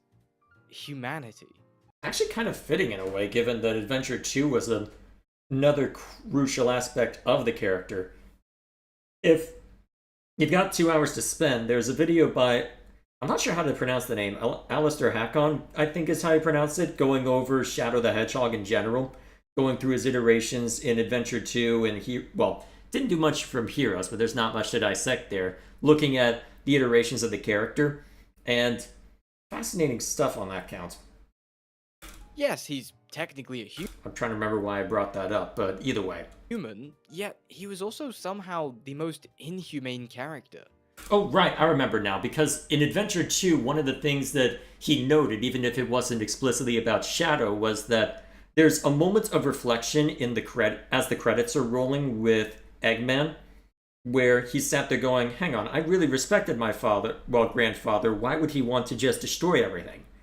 And then it's undercut by Tails saying, hey, we did it, who cares? But still. There were glimpses of that, even with him being an unequivocal bad guy, even dating back to Adventure 2. So, ironic that, or maybe more just coincidental, that a story taking heavy inspiration from Adventure 2 is also where we get that aspect of humanity back for the movie adaptation for Eggman. One who gave zero shits about human life. One who uses and manipulates those around him for his own personal gain. One who would pretend to be a robot as he genuinely believed robots to be superior. Yet here, he chose to save the world. He chose to tell Agent Stone the truth. In his final moments, he chose to do the right thing. This ending was actually quite reminiscent of the ending of Well, yeah, good, you're bringing it up. Excellent. Adventure 2, where you had Robotnik reflecting on his grandfather's actions and there you go. If he really meant to destroy the Earth. It was a rare moment of humanity for him, just as it is here. And this is how you pull off a satisfying conclusion to a character arc. Take notes, Neil Druckmann. Someone's salty. Take notes. Someone's very salty. Overall, I really do love this rendition of Robotnik. Yes, it can be a bit over the top at times with a little bit too much focus on comedy. I mean, Robotnik kissing Gerald's feet or licking the windscreen was a bit much. But again, this is a non-canon and different interpretation. Well, different canon, I think would be a better way to put it, but still. So I can look over the changes from the game counterpart as long as it works and is consistent with the movie. And also still carries the main character traits. Yep, and that is the key. The reason why the Sonic fans like the films? The characters remain, the core of the characters remains intact. His characterization, which it was. And like I already mentioned, he managed to be an actual threat, which is the hallmark of a good villain. Less so in the third film, but that movie was exploring a whole different side of Robotnik's character. Yeah, he didn't need to be the big bad when Gerald was already present. And whilst we're talking about it, it was cathartic to see the growth of this character. Starting off as this genius government employee that is extremely selfish with one hell of an ego, transforming into a much crazier version of himself, not before finally becoming someone willing to sacrifice his own life for the sake of the world. It's funny, it's threatening, it's serious, it's tragic, and it's even surprisingly heartwarming. And again, I didn't think Jim Carrey had it in him, but his performance is the beating heart of the character. I actually can't think of many others who could pull off this version of the character. There's also been a lot of talk about Jim Carrey potentially returning for future Sonic movies, and whilst that does sound great, I actually kind of don't want to see his return. That's fair, because you have it tied up in a neat little bow, to where if it did end now, there wouldn't be much left to worry about. You'd maybe have some question as to Shadow's fate, but otherwise you wouldn't need to worry about much. But to where you would almost want somebody else to do it instead. But at the same time, there is still potential to be drawn from it. I'd just be curious to see what they do. I guess that'd be the real question. There's, I guess, more at stake with Sonic, well, with the fourth Sonic film of, okay, how do you pull this off? Because you have a definitive end here, or what could be a definitive end, though you technically had that with Sonic 2 as well. So, yep, that's a fair take. I know, but him... No, I'm not gonna be that guy. I'll be right there. No, yeah, I get it. Out. His character arc, his journey, his story, it's complete. And I feel like bringing him back could undermine that. An entirely fair concern. Plus, it would allow future movies to focus on other villains. Perhaps characters like Mephiles or even... Do we really want Mephiles, though? I mean, given how Sonic 06 went in general, do we really want that? Chaos. But at this point, the movie writers have earned my trust, and I'm sure that whatever they choose to do, it'll be entertaining and well written. But, as always, only time will tell. Indeed. Well, thank you all so much for watching. Alrighty, so, is there anything important to worry about in the outro?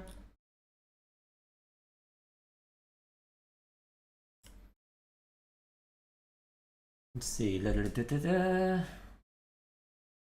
Alright, so just shilling his Patreon and all that fun stuff, so there you are. So, yeah. Solid analysis. At some point I might have to dig out some of the other stuff relating to that, so yeah, cool.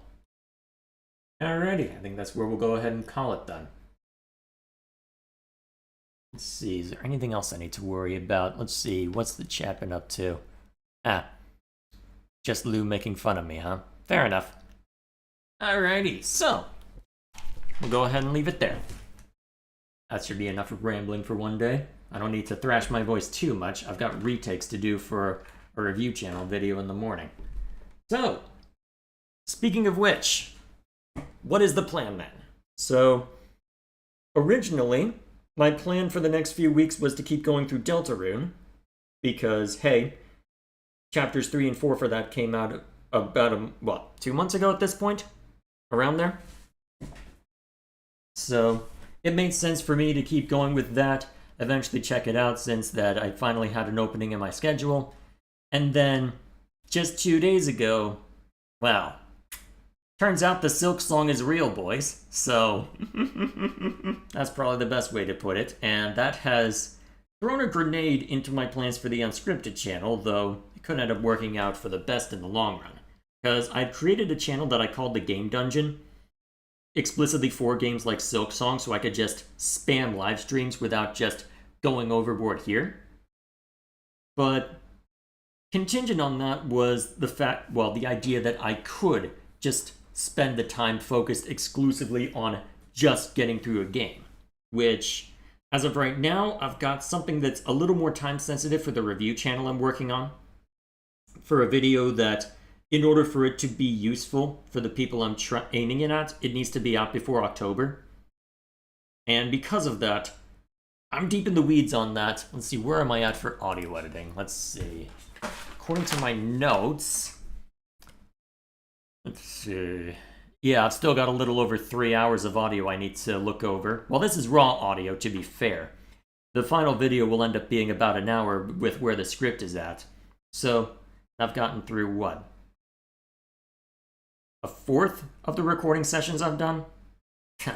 Yeah, I'm going to be out this for a while. So, all that to say, I am deep in the weeds on a video for the review channel, and because of that, it doesn't make sense to decouple. Well, it doesn't make sense for me to just focus on spam on the Game Dungeon channel, even for something as big as Silk Song. Because, honestly, I had told myself that, hey, not even Silk Song is going to diverge me for this video, and now I got a hold to that. So, because of that, my plan is as follows. I'm not going to be able to stream this time next week anyway, because family will be visiting around over Labor Day weekend. So because of that, I had already planned. So I'll already need to do some pre-recorded segment then.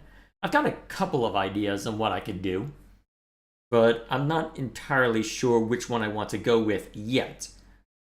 Because I could either do something with Xenoblade, I could try and knock out Jevil and Deltarune, since that I didn't worry about that for Chapter 1 yet. Just put a neat little bow on that for the moment. I have options, but my plan right now is that I'll do some pre-recorded section next week. And then, let's see, Hollow Knight Silksong comes out on a Thursday after that. So, September 4th. So, as soon as I'm able to break away from day job stuff, we'll be streaming that. It is apparently a native Linux game, so it should have no problem on my computer, so we'll see how well that ends up holding and where it ends up getting placed on my Linux video for the review channel, but still, that'll be fun. But apart from that, at that point, basically any evening that I don't need to spend, well, pretty much any evening that isn't occupied by something, whether it be a social outing, whether it be knee-deep in editing software, whatever, if I have a free evening, it's getting devoted to Silksong. That'll typically be Tuesdays. The Saturday time slot is absolutely going to be used for it, and this will take precedence over not just Deltarune, but even if we finish the Xenoblade 2 Let's Play and I could theoretically start playing Xenoblade 3, Hollow Knight Silksong is going to be the sole stream game till we hit the credits on it. That is my plan at this point. So, we'll see what ends up happening along the way. I'll be very curious to see how good the game ends up being. Hopefully it'll have been worth the wait, but from what I've seen, it looks like it's going to be very promising, and I'll be very curious to see how good it ends up being, and to see how well it functions on this computer, because if it's Steam Deck, well, it's already Steam Deck verified, so that's a good sign, and I think it was running something like 120 FPS on Switch 2, so if Switch 2 can handle it, my computer should have no trouble. And the first Hollow Knight had no trouble on this machine either, so I'm confident. So I hope it's good, and I guess we'll just have to see once it comes time for it, so yeah. That's pretty much the schedule then. So this time next week will be a pre-recorded segment, and then from then on, live streams are going to be near solely devoted to Silksong until it is seen to. So that'll be the thing occupying us. At that point, we can, well, depending on how quickly that gets wrapped up, we can reassess what all else needs to be attended to. So, that should be all required from my end. Is there anything more to mention? Probably not. I believe that should suffice. Alrighty, so, thank you all for joining me on these shenanigans. I guess next time we do a React stream, I can go and deal with this, well, I can check out this video as well as the one that Gilgamesh asked me to look at for Donkey Kong. Or I could just end up throwing them into the back of the pile again, but either way. I'll get that organized and make sure that it's ready to go whenever we do that next, but either way, thank you all for joining me on this, and next time we do a React stream, I don't exactly know when, we'll see what else we can come up with. We'll see what else is of interest. So, just as a reminder, if there's anything in particular that you would like to see watched, there is a link to the Discord server in the description. Feel free to throw a video into the React submissions. Bear in mind that I have the final say on what gets viewed, and that I'll inevitably throw some stuff that I'm interested in, more specifically, that isn't recommended in, as with this Eggman video. So, should be interesting either way. Hopefully the next one will be as entertaining as this one was, assuming this was entertaining, but I had a good time. I don't know about the rest of you. So, apart from that, that should be all from me, so thank you all for stopping by. And I will see you all later. Take care.